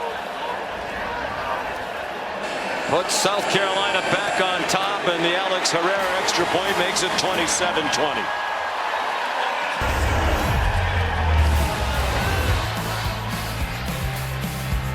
South Carolina getting a stop defensively, and their offense gets it starting the second half as Rocket Sanders finds pay dirt, and the Gamecocks are back on top. Time for tonight's Sonic Drive-In recap. It's the Rocket Sanders touchdown. You got 3 for 3. You know what that means? Number 3, Ratcliffe, has to make the tackle, but watch this. He guesses wrong. He goes to the inside. Sanders goes to the outside, and there's nobody home. Nothing but green grass between Rocket Sanders and the end zone because Ratcliffe guessed wrong, and the running back made a great move to find the open hole, and South Carolina starts the second half with a bang. What has happened to the A&M rush defense? They've given up 252 yards rushing. And we still have more than 9 minutes to go in the third quarter. E.J. Smith's going to bring back the Alex Herrera kickoff. He got upended as he approached the 20-yard line. Sanders, bothered by a bum ankle lately, has been ineffective the bye week. Coach Beamer said did him a lot of good. He was explosive on the practice field this week. And he's rushed for 123 yards. That touchdown, his second longest rush of the season. The previous long was 66 against LSU. That was the game in which he injured his ankle. He looks faster, though. I mean, even on some of the shorter runs, he just has a little more burst tonight. Here's Amari Daniels. 7 lead changes in this game. The 252 allowed by A&M on the ground tonight is the most they've given up since 2022 in a game at Auburn.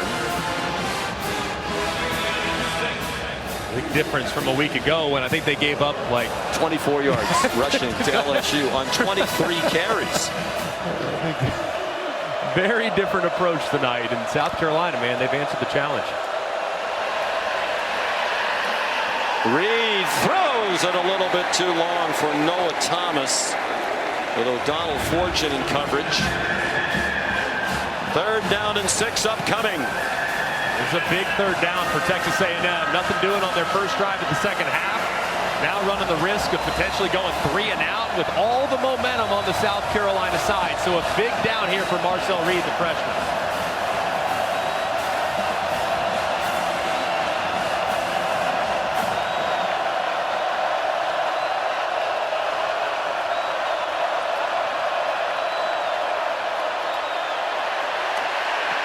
He got it off short. And that'll be very close to a first down. Cyrus Allen went lunging toward the pylon. And he's short by just a little bit, as we will see from the progressive pylon camera. And the ball brings him back just ever so slightly. It looks like great effort. Great effort. Just the thigh down before the ball was extended, though. And one that they probably need to take a peek at either way. Aggressive pylon cam. Where is the ball? Extended, knees down right there. Knees down. Which is why it was spotted well. Then a Timeout, Texas A&M. very quiet night in the replay booth. I don't want to jinx it. Ken Switzer, the replay officials, had a quiet night. So was Bill Lamonier. But Bill, what say you? 30-second timeout. Well, I appreciate it, guys. I don't mind a little bit night off. Yeah, you look like you're having a nice bagel there during the half. It was good. He's got his shin down, so that ball is short right at this point here. Right. So the call on the field is correct and should be the way it is. Yes, it is. They got it right. And now the decision to make for Mike Elko on 4th down and less than a yard. I think you go for it. I mean, the offensive line, the way they've been just pounding away, the only time they really got stopped short was on a QB sneak by their 180-pound quarterback. So I think just pound away at Clayton White's defense. Well, they were stopped early in their own territory. Amari Daniels, the running back. No Le'Veon Moss.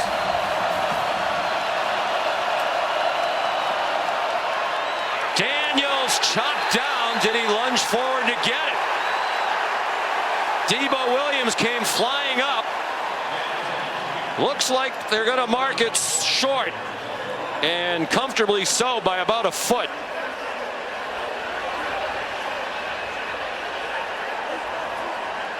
They did. They stopped them on downs again.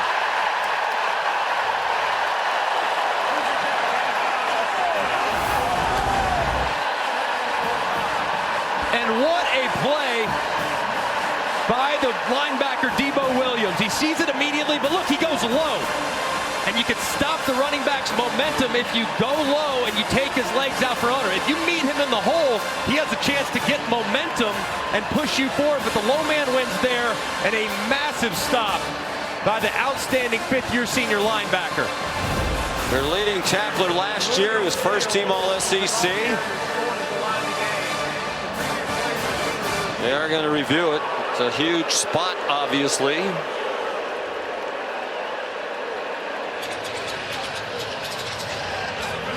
Man, that is so hard to meet the running back in the hole like that, too. I mean, he timed it perfectly, and the execution to go low and take him out was an incredible I think play. some of us old-timers just don't like that short yardage formation. You know, when you need a foot and the quarterback's in the gun and the running back's way off the line of scrimmage like that. I understand that. But the thing about it is running back has full momentum going downhill. I don't have a problem with that at all. They stay in shotgun 90% of the time at A&M, so it doesn't really bother me, but it's just poorly executed by the interior of the offensive line. Allowing that run through by Williams.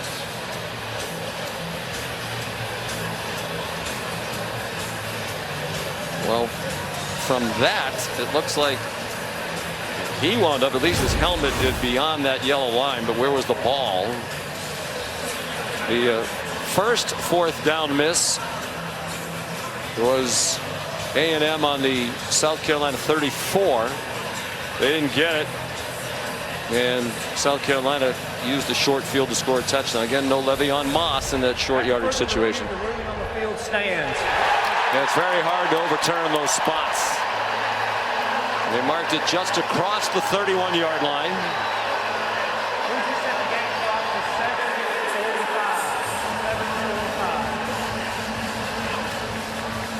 Thank you.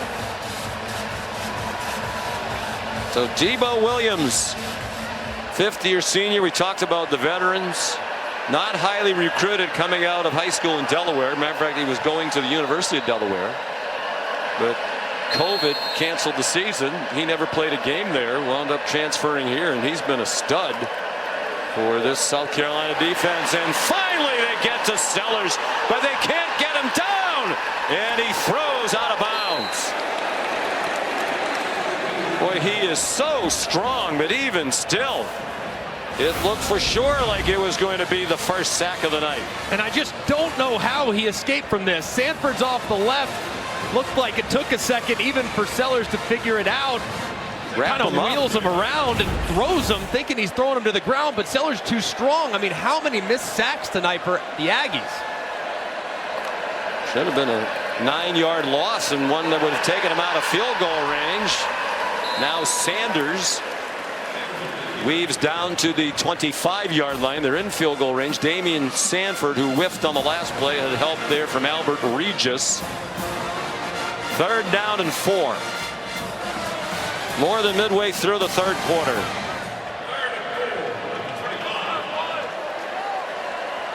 That's a stunning number. South Carolina's been a good rushing team, not great.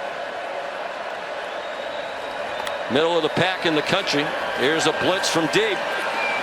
That ball to the end zone and over the head of Jared Brown with double coverage there for Texas A&M. Will Lee and Bryce Anderson. And I think you have to kick the field goal, don't you? Absolutely. Take a 2-score lead. Idea of taking the shot to Brown, but ball's in the air just way too long and allows Bryce Anderson to get up over the top. But that's a great job by Texas A&M's defense. You have sudden change, 4th down stop. All the momentum's on the side of South Carolina. You get off the field immediately and force the 3. I know they get points, but man, that's going to feel like a huge morale boost on the sideline. Herrera's 2 for 2 tonight.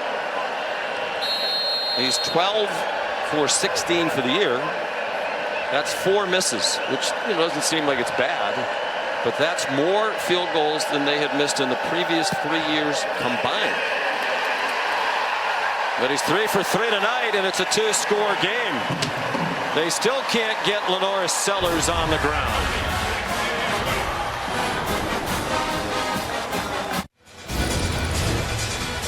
Almost time for the first college football playoff rankings release. Be revealed Tuesday on ESPN 7 o'clock.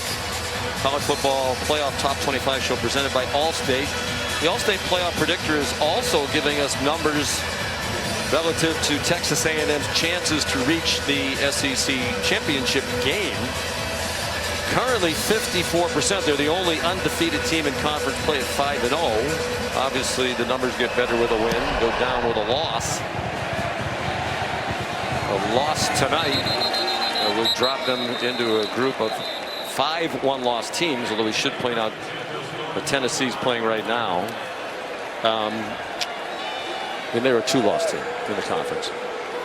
But it's interesting, and I think the reason why the numbers are just kind of 50-50, even though they're alone atop, is they do have a game with Texas to finish the year. They do, and a road trip at Auburn, which is a difficult place to go play, and we've seen many of championship dreams die on the field of Jordan-Hare. So I think when you look at this game, coupled with the road trip to Auburn, right before the Texas game, it's still a very challenging November for the Aggies.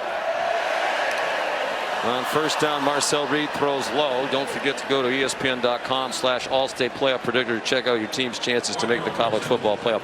Tennessee is a one-loss team in the league, along with LSU, Texas, and Georgia. 6-yard gain on that play to Jahdae Walker. Interesting talking with Mike Elko last night. He said he thinks Georgia is the best team in the SEC. They certainly have looked like it at times, but not in the first half today. They definitely looked like it in the win at Texas. Amari Daniels comes up a yard short of the first down. So down 2 scores again. They rallied from 14-0 down in the first half to take the lead, and a late South Carolina field goal in the final seconds of the half sent them to the dressing room tied at 20. Short yardage situations have been a little bit of a problem for the Aggies tonight. Another one here on 3rd and 1. 3rd down. They're 3 out of 10 on 3rd down. Twice they've been stopped on 4th down and 1 in their own territory. And they're going to have another 4th down and 1. Debo Williams again. And Monkel Goodwine. I mean, the play is almost the exact same as the one they ran on 4th and short a second to go. You have left to right misdirection. Debo Williams goes right through the gap, makes the contact behind the line of scrimmage, and they get off the field yet again. And they're going to punt. I understand they've stuffed you twice, but now there's 5 minutes to go in the 3rd quarter, and you're down by 10. And it feels like surrender. And not a great punt. High but short from Trevor White. And the fair catch made by Jalen Kilgore. Are you surprised they didn't try again? Really? And why do they keep running up the middle when it's not working? And their one massive run earlier in the game that resulted in a touchdown was off tackle to the right. So at some point, maybe try something on the edge, something out to the outside. But I don't understand why you'd punt there and go for it a moment earlier. Just did the analytics change, or did they just? I doubt it. I mean, I think if anything, sensing that his team really isn't doing a great job blocking up front on short yard situations. ESPN analytics said they should have gone for that. I would think most analytics do. Here's a blitz off the corner. And a lot of damage going to the right. That was Oscar Attaway, tackled by Shamar Stewart, a 1-yard gain. They do lead the country in Shamars, particularly among the defensive line. Stewart and Turner. Gets confusing when you're meeting with the coaches and they talk about Shamar, and you always have to ask which one. Right, and they both wear single digits. One wears number 5, one wears number 4, and they both can wreck the game for the offense. And credit to this offensive line, although they've been helped a lot by Sellers' ability to escape. But this was an offensive line that had given up 32 sacks entering tonight, 2nd most in the country, fewer than only Oklahoma. And they'd been sacked on 13.5% of their dropbacks for the year, which was most in the country. They don't even throw it that much, and they still had 32 sacks. But no sacks for either defense tonight, in large part because Sellers has escaped over and over again.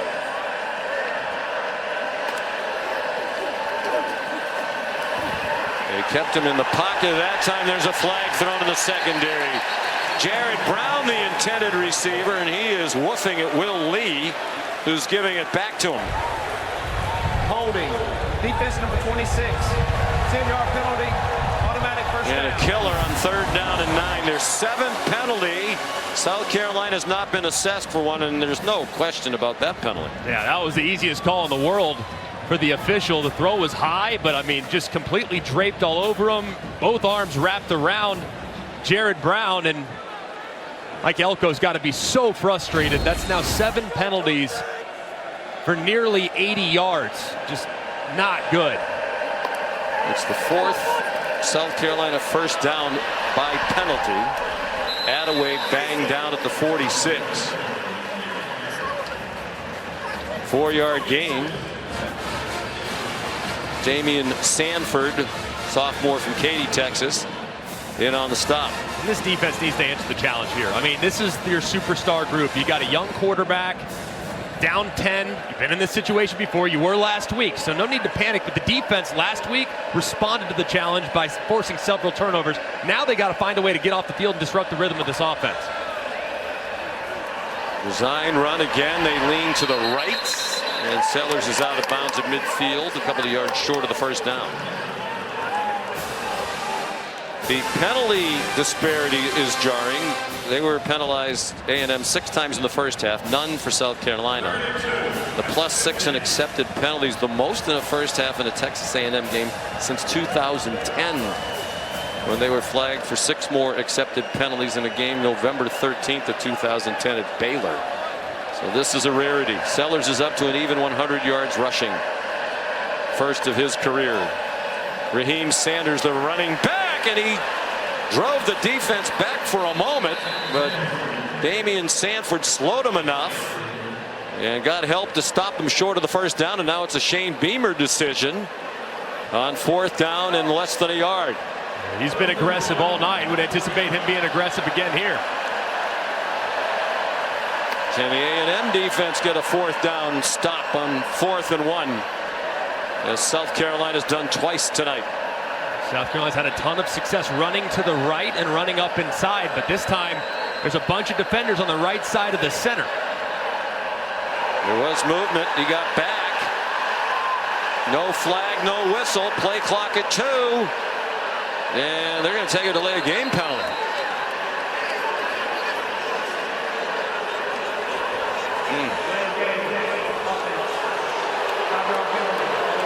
Crowd's booing. It's the first South Carolina penalty of the night.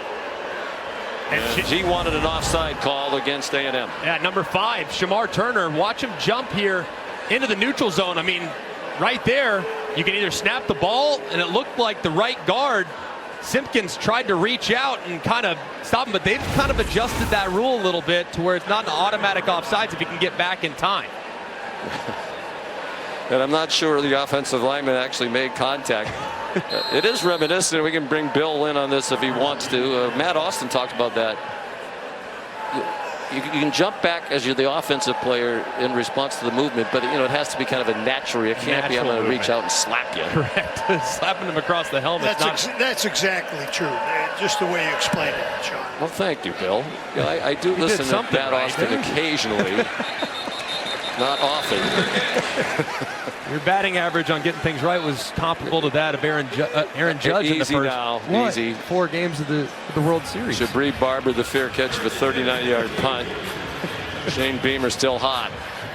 Understandably, but that is an adjustment. I think in years past, it probably would have been an offside, but they've adjusted that to give the defense a little bit more grace to be able to get back onside. Are you surprised he didn't go for that 4th and inches? I am, especially with how they've been really controlling the line of scrimmage. There haven't been a lot of negative plays forced by A&M, so I would have run it.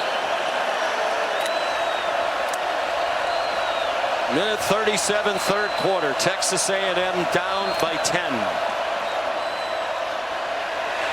Marcel Reed, good catch on a ball behind Cyrus Allen and a flag down at the end of it.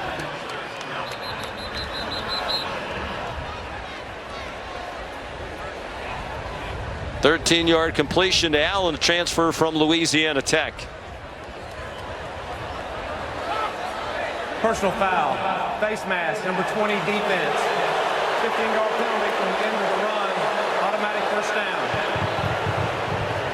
Judge Collier. Looks like as he's going to clean it up. I think they got the wrong guy. Nick Eamon-Wary. Number 7 there, Nick Eamon-Wary. Did he ever grasp the face mask? Either way, you saw the official see the helmet turn to the left. So it was a judge wrongly accused. Look at that. It's multiple judge references in a couple moments. We're not going back to the baseball. Here's Reed. On the run, boy, he is impressive. So poised. Jabri Barber, another catch. 16-yard gain. And just watch how effortless this move in the pocket is. I mean, it's great pass rush. You know your tackles are going to have their hands full all night, so you can make them right by stepping up and then evading. A great job there.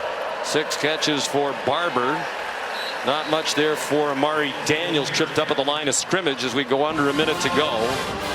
It was Judge Collier who made the tackle, the sophomore corner. Just watch Marcel Reed, man. Just his comfort level moving in the pocket. It never feels like he's going to panic. Things aren't moving too fast for him. I mean, he's just so in control. He's very decisive and has really an advanced feel for a guy that young. Connor Wigman was the starter at the beginning of the year. He suffered a shoulder injury in game 2. Reed started the next 3. They won them all. Wigman return was excellent against Missouri, but really had a tough time last week against LSU. Daniels chased out by Demetrius Knight.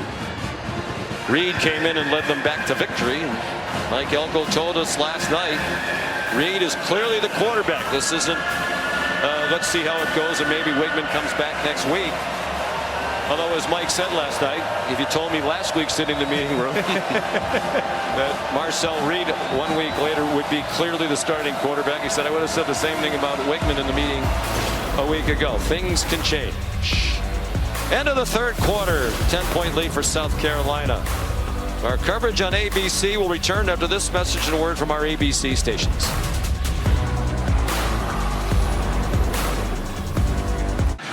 Coach, what do you need to see from Marcel Reed on this third down? Yeah, we got to convert this third down. We've had a horrible time converting third downs. We got to get this one. We got to go get a touchdown and get us back in this game.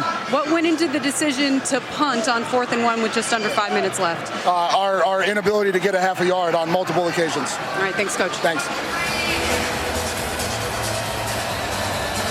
Here is 3rd down and 2.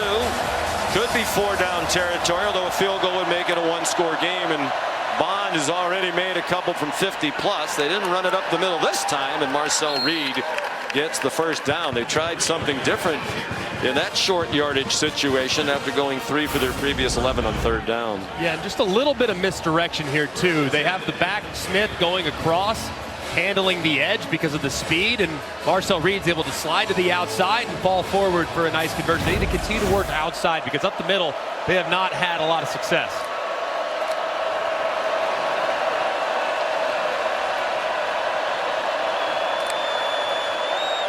After the 7-yard gain against an awkward little connection there, and it's an interception. O'Donnell Fortune down the sideline. He's going to go all the way. Touchdown, 86 yards.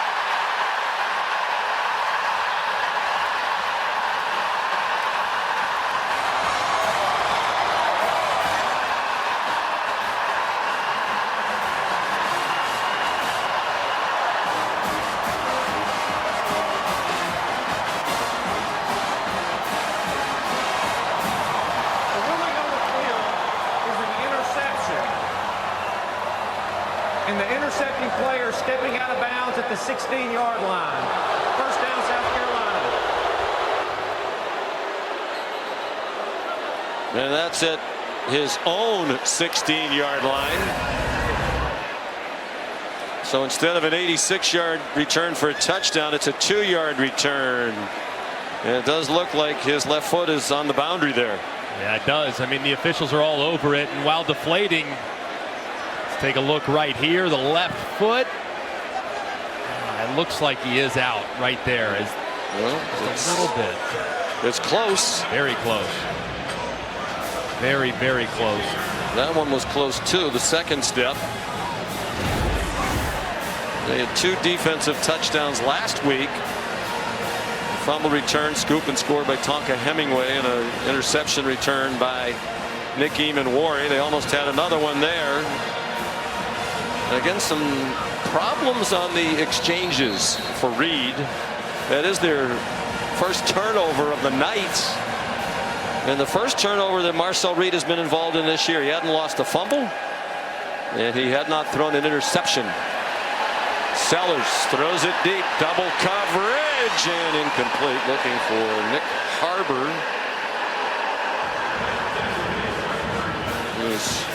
6'5", 235, and an All-American track athlete. Crazy that he can run as fast as he does. Run a 10-1-100 meters at 235 pounds. Yeah, I mean, you know where he's at all the time when he's on the field because there's not a single guy out there that's as fast as him. So A&M did a good job of staying disciplined, staying over the top, and not allowing Harvard to get a nice, easy jump ball. They had two guys on him. Only the third pass attempt in this half for South Carolina. They've all been incomplete for Lenoris Sellers. There's an A&M blitz. They hit him after the throw. It's still caught by Joshua Simon across midfield and finally ridden out of bounds. Trey Jones III made the tackle, but it wasn't easy. And this is a great job by Lenoris Sellers anticipating this throw. And how about Simon batting it up to himself, reeling it in with lots of room out in front. That ball was thrown pretty high. That ball was thrown pretty hard.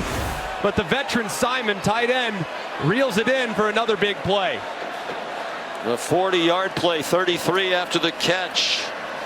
Sanders wrestled down behind the line of scrimmage by Cassius Howell. A transfer from Bowling Green. He's had a nice year. 1-yard loss. South Carolina up by 10 with the ball. Fourth quarter, will not be in a big hurry to snap the ball, you would think. Not at this point, but it's imperative for A&M. Probably not going to be enough possessions to make it a 3-score deficit to come back. So you got to hold them to at least 3 or hopefully 0 here if you're the Aggies. Lenoris Sellers given time off the receiver's hands and up in the air perilously.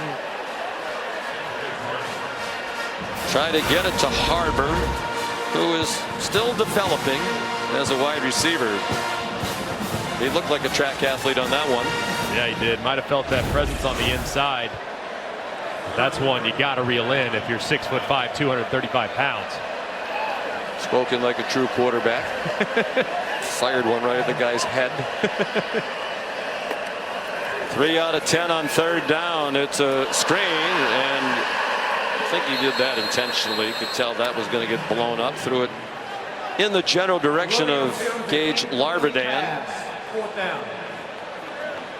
I think he did. That was a pretty good decision there by Lenoris Sellers, because it looked like number 1 Bryce Anderson was going to take off and maybe pick that thing off if he tried to throw it accurately to Larvadan.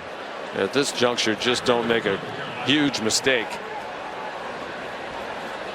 How their defense has been playing, it's just ball control, smart decisions, punt, play the field position game as you try to nurse this lead. A&M has not scored here in the second half. Flag down as Kai Kroger punts. And they can't rescue it at the goal line, but there is a flag down.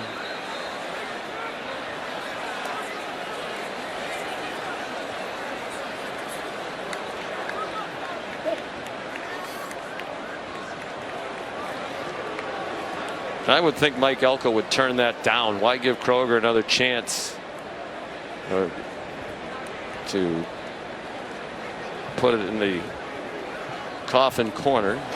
Illegal formation, kicking team, more than 4 players in the backfield. That penalty will be enforced from the 20-yard line. That makes sense. Take it on the end of the play, and they'll start at the 25. Shane Beamer looking for one of the biggest wins of his tenure here in Columbia.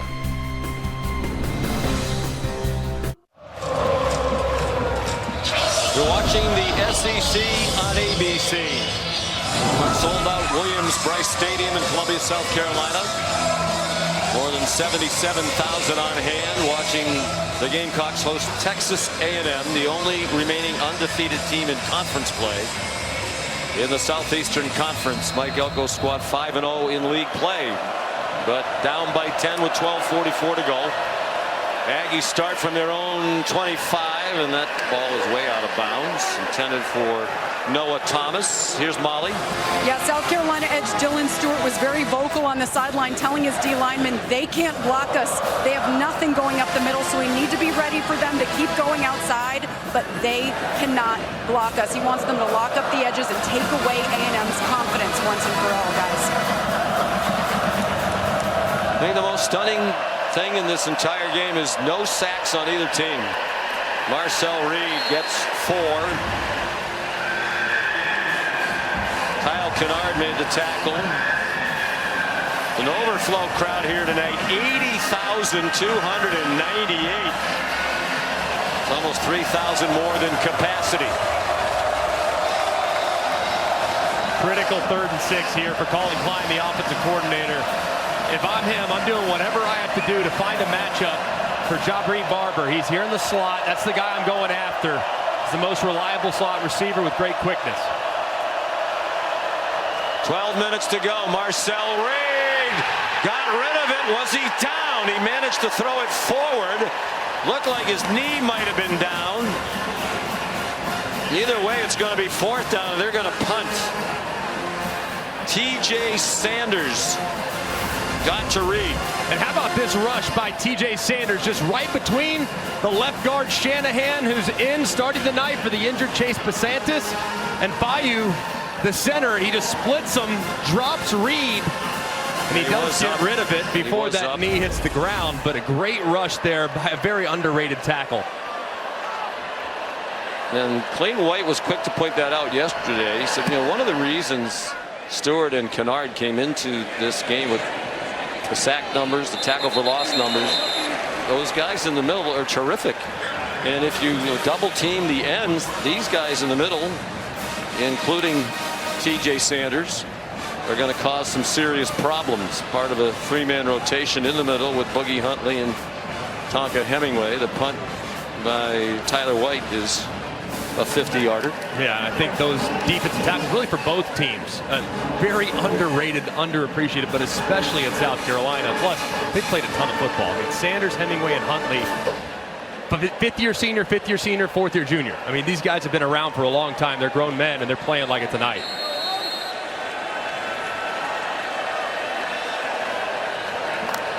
They'll look to kill some clock. Raheem Sanders, no gain. Scooby Williams made the tackle. Transfer from Florida.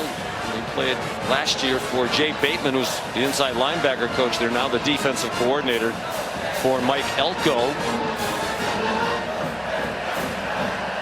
You need to be in a hurry if you're Lenora Sellers, and if you're Jay Bateman, the defensive coordinator. Probably don't want to get too aggressive. I mean, you've gotten a little aggressive at times and some big runs have occurred. So kind of keep it in front of you defensively and hope that defensive line will hold up.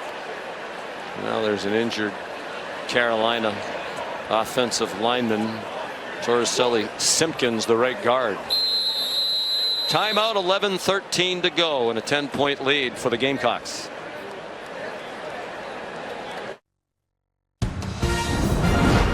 Saturday Night Football is presented by Capital One. What's in your wallet? And in part by the all-new Sonic Smasher. Live free, eat Sonic. The frustrating year for South Carolina, agonizing against ranked opponents. 4th quarter leads here against LSU. On the road at Alabama, they could not finish. Can they do it tonight against the top team in the SEC and the number 10 team in the country? Leading by 10, 11:13 to go. Torricelli Simpkins out of the game. Trovon Baugh is in at right guard. South Carolina's had the same 5 offensive linemen start every game this season. They've had one of their best nights tonight, helped by the elusiveness of Lenora Sellers. And he sidesteps the rush again and dumps it off for Raheem Sanders. And that's a nightmare if you're the Aggies. It looked like it was going to be a sack. Albert Regis didn't get him, and it took Torian York to bring him down after a 5-yard gain. And it's just amazing. I mean, time and time again, Regis this time sidestepped by Lenora Sellers. And how about Rocket Sanders? I mean, does he look different tonight or what? Just refusing to go down, showing some shiftiness that we haven't seen in a couple weeks. But that was a great play to make it 3rd and manageable. Big 3rd down. They pick it up. Fresh set of downs. They kill a lot more clock. Sellers again gets away and completes it. Rocket Sanders flying down the sideline and pulled down inside the 40 by Solomon DeShields. That's the story of the night. Sellers escaping again and again. Well, it's because number 0, Scooby Williams, is so worried about Lenore Sellers' legs. He's in spy. They just lose track of Rocket Sanders. He's working against DeShields, but DeShields kind of loses him as he gets out of the backfield. Sellers keeps his eyes downfield and delivers another strike for a big conversion. 129 yards rushing and 92 receiving for Sanders after that 36-yard play that keeps the clock running. Now under 9.5 to go. Oscar Attaway dropped for a loss of 1 back to the 40. It's amazing. I mean, I've been calling Rocket Sanders games for feels like forever. I mean, I've watched this kid, I feel like, grow up dating back to his time at Arkansas. Just, he hasn't been the same guy the last couple years, but my goodness, man, tonight, that's the Rocket Sanders that we know and recognize as SEC football fans. Just a tremendous performance. One of the best in the country 2 years ago. Last year, a lot of injuries. Sellers again got it off, and Attaway can't catch it. An incomplete pass that stops the clock for the Aggies. 2 years ago, Rocket Sanders at Arkansas had a huge year, rushed for more than 1,400 yards, and was first team all conference. That is about 300 yards more than South Carolina rushed for all of last season. That doesn't put things in perspective, or what? They're clearly making running the ball a priority, and Sanders is turning back the clock. Man, it's great to see. He ran for 1443 for the Hogs 2 years ago. The Gamecocks last year rushed for 1,021. Sellers too high, and another clock stopper. Gage Larvadan, the transfer from Miami, Ohio, where he was their leading receiver last year, couldn't take that in. It's got to be frustrating for Dow Loggins, the offensive coordinator, and Shane Beamer. You call 2 pretty high percentage passes. You call a screen, and then you call a little underneath route that's 3 or 4 yards downfield. Both wind up incomplete, and that costs you 80 seconds worth of clock potentially. There's Kai Kroger to punt. His 4th. Oh, it's muffed. But Jabri Barber got back on it.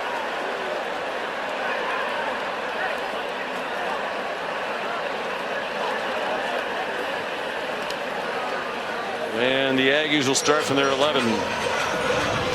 The SEC on ABC next Saturday starts at noon. Florida against number 6 Texas. Florida playing better as the year goes along. They gave Georgia a scare today. Georgia will be in Oxford to take on Ole Miss, which was terrific today at Arkansas. That's at 3:30. And then Saturday Night Football presented by Capital One is Alabama and LSU at 7:30. All 3 games on the ESPN app. You can watch anywhere. Texas, Alabama, LSU all on bye weeks. Ole Miss won 63-31 today. Jackson Dart at 5:15 passing. Noah Thomas the catch out of bounds close to the first down. I know we're not even to the midway point here of the 4th quarter, but it really feels like it could, with how South Carolina could run the football and how Lenore Sellers has played, feels like A&M almost has to get points on this drive. And they're picking up the tempo here. Marcel Reed. These 2 quarterbacks are so elusive.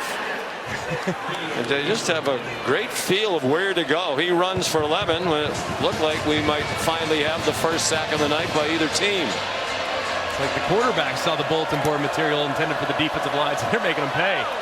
Reed out wide. Noah Thomas trying to break a tackle. Lunges out across the 46. O'Donnell Fortune made the stop. I'm calling Klein. I'm keeping this tempo. I mean, Reed looks comfortable, bouncing back nicely from the interception, the bad decision he made earlier. Keep with this tempo.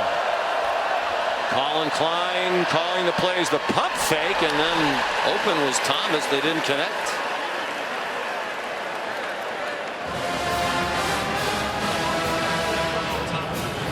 Colin Klein and Mike Elko had no relationship at all. Mike Elko said he just kept track of offensive coordinators we thought were very productive. did his research. They met in Denver where Klein was recruiting.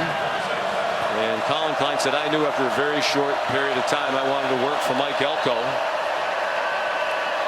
Over the middle, nice catch, run after the catch. Barber first down inside the 40. Stopped by Demetrius Knight, but it's a 16-yard gain. And the Aggies are on the move, and they're doing it quickly. Yeah, if I'm Reed, I'm looking in Barber's direction again. He's a little bit slow to get up, but he's hot right now. Reed stepped up in the pocket, and finally a sack. The first of the night for either team from Dylan Stewart. And watch his hesitation by Stewart. He fakes like he's going to twist underneath the defensive tackle, which gets the left tackle, Zune, kind of step inside just a little bit, and then boom, he beats him with speed right around the edge. He almost strips the football, too, as he hits Marcel Reed with that right arm trying to dislodge it. Well, it's a loss of 5. Trying to bounce outside unsuccessfully. E.J. Smith. Tackled by Demetrius White. Bill Lamagna did not think there should have been a penalty when Reed got hit in the head. They're on the 42. You'd say probably not at field goal range, but Bonds made a couple from 50 plus with plenty of room to spare. 6 minutes to go. 4 out of 13 on third down, the Aggies. Reed sacked again back at the 49. T.J. Sanders.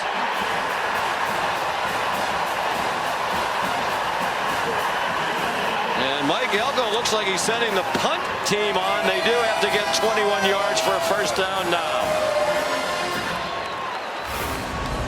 And how about the rush by T.J. Sanders? Consecutive drives now where he's just completely killed it. This time, working against number 75, Cam Dewberry. Remember, A&M's without their starting left guard, Chase Basantis, tonight. Shanahan started, struggled, put Dewberry in, and he makes a big play. So they're going to punt as we approach 5 minutes to go. Tyler White, and a fair catch by Kilgore. Well, 2 weeks ago in Oklahoma, the Gamecocks had 9 sacks from 9 different players. They have a lot of guys who can get there. They finally did tonight. Kevin Aggies in studio time now for our Chick-fil-A move on the field. Tennessee's offense, Nico Iamaleava finding Miles Kitzelman. The Vols, they are now up against Kentucky, 21-18. Second half, a different story for the Volunteers offense. Look at this score. Louisville up 33-14. Final 4 minutes in the fourth quarter at Clemson over on ESPN. Back to Sean, Greg, and Molly. And Kevin, they just put that score, and it's still up on the big screen here. To our left, and the fans cheered. They like it whenever Clemson loses. Huge in-state rivalry, obviously. Joshua Simon on first down. Got blasted after he reached the 35 for a 20-yard pickup. You know, Nick Saban made the point on game day this morning about Clemson. That they've won every game since they lost to Georgia, but I think every team they played had a losing record, or has a losing record. So 500 or worse. Virginia's their best win. They were 4-4 entering today. So, yeah, it may be a little smoke and mirrors involving Clemson. It's going to be a battle in a couple weeks, that's for sure. The South Carolina team, man, looks like their best football's approaching very quickly. If they win tonight, they'll match their win total of all of last year when they finished 5-7. What a run by Sanders. Tough run for 9. Aggies desperately need a stop. They can't get it. 138 now for Sanders on 17 carries, including a 52-yard touchdown run. Well, let's turn back the clock for the star running back, Rocket Sanders. How about this run right here? Downhill, but watch this bounce to the outside. And a great job breaking a tackle and taking off for more yards after contact. And then he gets a really favorable look. And guess what? It's nice when the safety picks the wrong hole. He's out the gate, but you see the speed that he became known for so many years here in the SEC. But he's not just doing it on the ground, he's also doing it through the air. Third down, critical third down situation. He breaks free, gets friendly for his quarterback, makes the catch, turns upfield for yet another big gain. So Rocket Sanders just do-it-all performance today. 138 on the ground, 92 through the air, and just constantly putting tons of pressure on this Aggie defense. A lot of these students have made their way down close to the field. They are anticipating a field storming here. They haven't had a win over a ranked opponent since 2022. Because memorably that year, they finished strong at the end of the regular season. They beat Tennessee and Clemson in back-to-back weeks. Tennessee came here number 5 and rolling, and South Carolina handled them.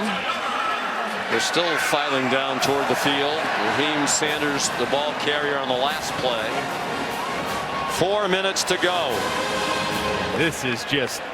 This feels like years in the making. The frustrations of this season, LSU game, really giving it away, making so many critical mistakes against Alabama that led to them coming up just a couple points short. This one feels like they've exercised a lot of demons for Shane Beamer. A&M completely selling out on the run, as you would expect. Albert Regis first there for the Aggie defense. Loss of 2. Timeout, Texas A&M. Final second half, 30-second timeout. Against LSU, Shane Beamer's team got off to a 17-0 lead. Lenore Sellers got hurt. They were down by 3 late. Alex Herrera missed a 49-yard field goal at the end of regulation. At Alabama, down by 2, they couldn't get the 2-point conversion. They recovered the onside kick, but then an interception effectively ended the game. And when we talk to Shane Beamer, those things sting and they don't go away. Yeah. He's sitting there thinking we could so easily be in the position that Texas A&M is in. Other loss against the ranked team, they got hammered here at 27-3 by Ole Miss, but it could be a much different season right now for South Carolina. Yeah, I mean, to have one performance that left something to be desired. The rest of them, they played well. I mean, I guess you could say ODU, week 1, didn't play very well there, but they dominated Kentucky on the road. I mean, this team, they can certainly elevate their play at a moment's notice, and they have tonight. There's a broken tackle. And a touchdown for Joshua Simon. 57 yards, a night of big plays for South Carolina.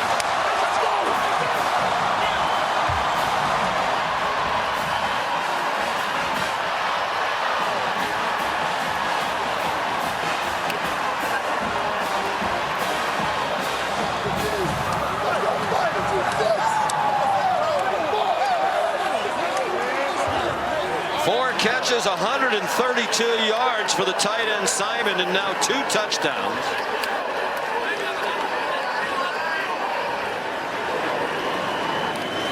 And Herrera adds the extra point. And all of a sudden it's the largest lead of the night. 17 points for Shane Beamer. And full sellout by A&M against the run. So they just sneaked Simon right out into the flat. They fall for it. Simon breaks the tackle of Will Lee, and he's off to the races. Makes another guy miss. And Willie Bryce has come alive. Here as the great tight end makes another big play, and South Carolina on the verge, delivering Shane Beamer a signature win here in 2024.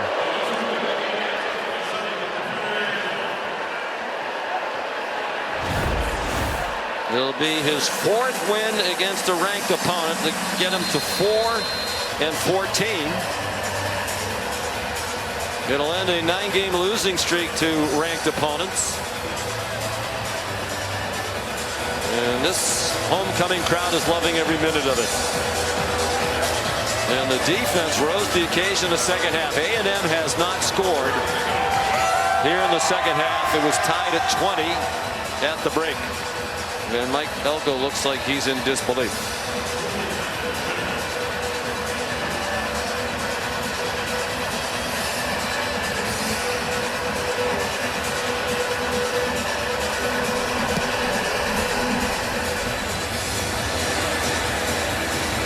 Greg, how about this number? As the fair catch is made. Excuse me while I look at the chart. Carolina came into tonight with 53 explosive plays for the year. Now that is rushes of 10 or more yards and passes of 20 plus. They've had 6 passes of 20 plus tonight and 8 rushes of 10 or more. It's unbelievable. To see 517 yards of offense against a defense that is this good, that is really built to stop what you do offensively, stop the run, own the line of scrimmage. It's just a remarkable effort by South Carolina. And now Reed stripped to the ball, and South Carolina has it. Kyle Kennard has the ball.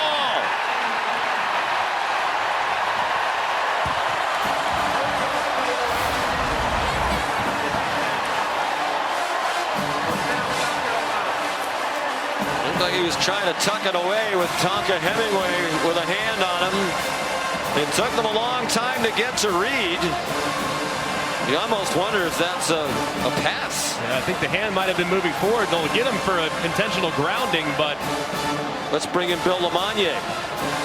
I see the defender on his grab pulling the hand down. So you think it's a fumble? I don't have that as a pass. I've got a fumble. Wow. Is the tuck rule still a thing? We like the tuck rule in New England.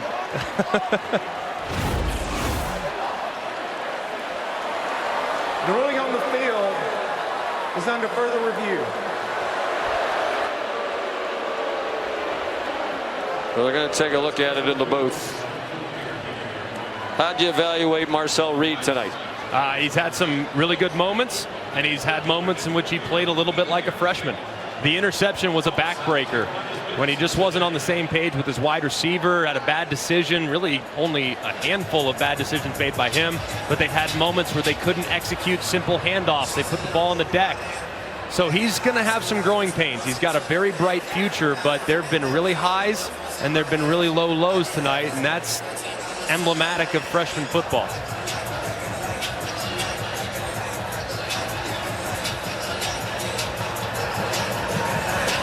I think both of these teams are in good shape going forward at the quarterback position. Coach has talked about how Lenoris Sellers has improved as the season's gone on, and you can really see it. Maybe it's because he shed the glasses. Right. You know, he said when we talked the other day, he's been trying contacts. Further review, the rule on the field stands. First down.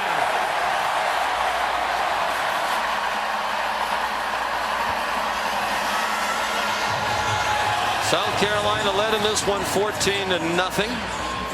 A&M went on a 20-3 run, and it's been 20-0 since for South Carolina. They've outscored the Aggies 17-0 here. In the second half, they kicked the last-second field goal in the first half. 2 turnovers for Texas A&M. Both coaches, when we asked them the keys to the game during the week, first thing each of them said was turnovers. There haven't been many of them. 2 takeaways for South Carolina and 1 for a +1 for the Gamecocks tonight. Torian York made the tackle on Lenoris Sellers. 6-yard gain. Well, this performance for Texas A&M is just so gut-wrenching. This is an improved program across the board. I mean, they have a lot of things to look forward to under Mike Elko. I could not be more optimistic about where the Aggies are heading, but this has been a tough pill to swallow after the breakthrough win last week. To go on the road and do an incredibly hostile place is tough sledding. Mike Elko knew it was going to be tough, but I thought once they survived that onslaught at the beginning of the game, they were in good shape. Here's a bounce outside. Sanders puts the punctuation on his best performance as a Gamecock.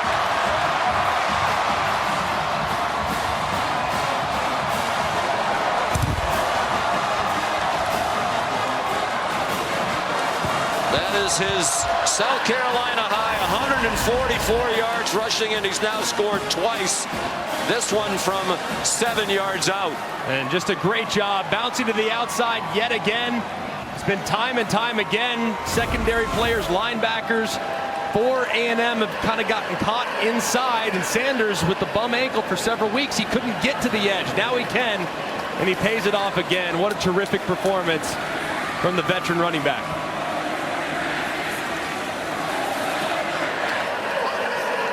.144 rushing. They've had 2 100-yard rushers tonight. Sellers 106, a career high. And 92 yards receiving for Sanders. That's no surprise. He was a very good receiver when he was at Arkansas.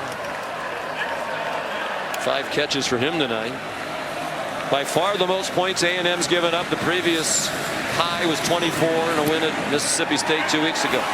44 now for South Carolina after the Alex Herrera extra point.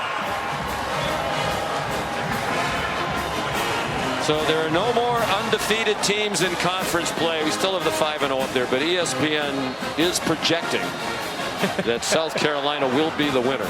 Timely. Yeah, we don't need John King and a map to tell us. We don't need break down any counties.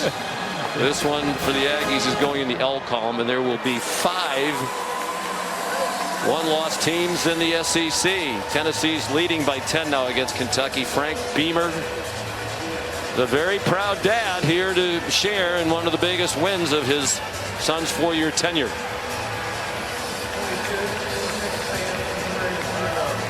What a response. I mean, once A&M climbed their way back into the lead, really felt like this was going to slip away yet again. And man, they just said enough. Flipped it on its head, secured momentum, and haven't looked back. That was Steve Fink. Does a great job running the sports information department here at South Carolina.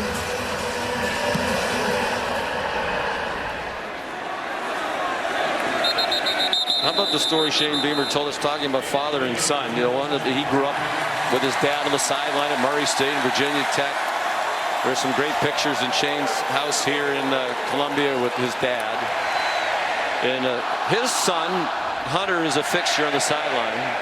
2 weeks ago when they won at Oklahoma, there was a great shot in the final minute, the clock ticking off. Hunter walks over and hugs his dad and says something, and Shane Beamer started laughing.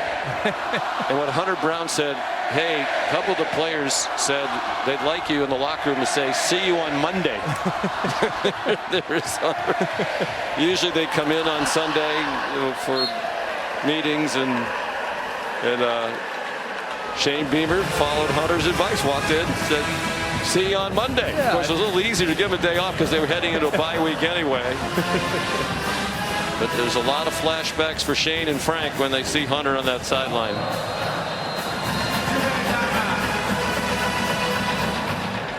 What a great man Frank Beamer is. One of the all-time greats. Amazing. As a coach in the Hall of Fame and as a person.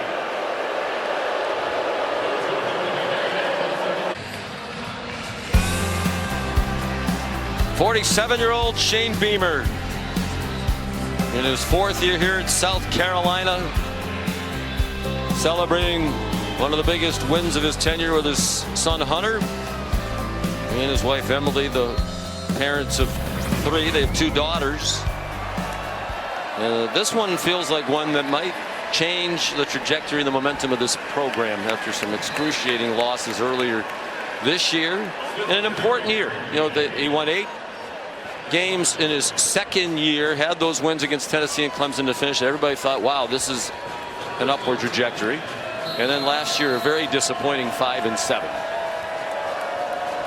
But it does feel like they're trending in the right direction. I mean, I completely agree with you. And they're not a team that you want to face down the stretch. I mean, if you're Missouri, if you're Clemson, this team is going to be a massive problem because Lenora Sellers is improving.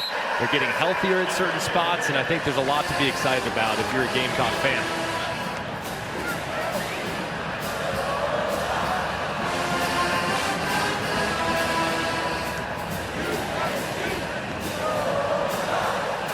What a night for Lenora Sellers. Passed for 244 and 2 touchdowns, and ran for a career high 106.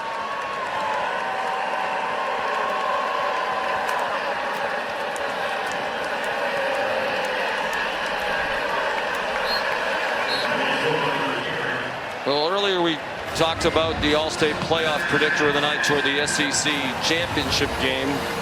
And here's what happens to A&M's chances to make the 12-team college football playoff. With this loss, they go from 46% coming in to just 22%. And they're going to have to win that game against Texas at the end of the year. That's it. I mean, it comes down to they got to win out now. I mean, they have no margin for error, and they got to look pretty impressive, and they might need a little help along the way from some other teams as well. DJ Smith driven back, and they're not going to snap it again. Mike Elko starting across the field to congratulate Shane Beamer.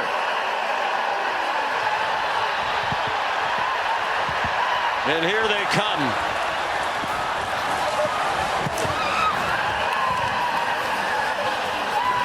From everywhere.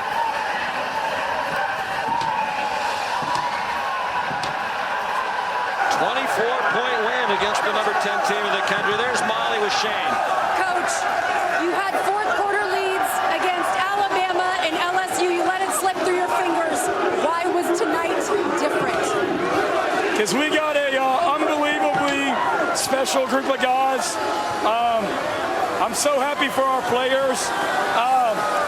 We got so many guys that went through a disappointing season last year, but came back this year with high expectations. I love coaching these kids. I thank God every day that I get to coach this group. They're so much fun to be around. They work. All we talked about at halftime was finish. We got it. It's a four-quarter war. It's tied up at the half. We got to go finish. And what do we outscore? 24-0 in the second half. And it says so much about our team. Sorry, he's wanted a field storming for a while now. It says so much about our team. Like, that's a heck of a team. And I got so much respect for them and the way they play the game. And all the talk this week was about how physical they are. And they are. We're pretty damn physical, too. And we showed that tonight. To run the ball like we did, I mean, just, there's no better environment in college football. I mean, look at this. So many explosive plays for your offense. How are they able to find so much success against what everyone called such a physical A&M defensive front? Yeah, just work. We've practiced so much better the last couple of weeks, especially offensively. We just continue to get better. You know, I think I told you guys on Wednesday when we talked, Lenoris was a young quarterback early in the year, and he just continues to get better every single game. You need to be talking to him, because I wouldn't trade that kid. I wouldn't trade that kid for anybody. Coach, you mentioned all the talk this week was about A&M's defensive front. What kind of edge and physicality did your defense play with in this game? Yeah, that's who we are. I know I told you before the game, we told the players all week, this is going to be like a Tuesday practice at our place. And I may be young, but I got more old school in me than people think. And there's a lot of things that we do in practice that coaches have been like, you can't do that. I'm like, well, my dad did it for 29 years as a head coach, so we sure as heck can. But it's the way we practice, and what a statement win about our program. Coach, you told us they remember November. How is this team only getting started? We just continue to get better. We're set up. We should be playing our best ball down the stretch here. The way we've continued to get better all year. We got a big challenge next week in Nashville.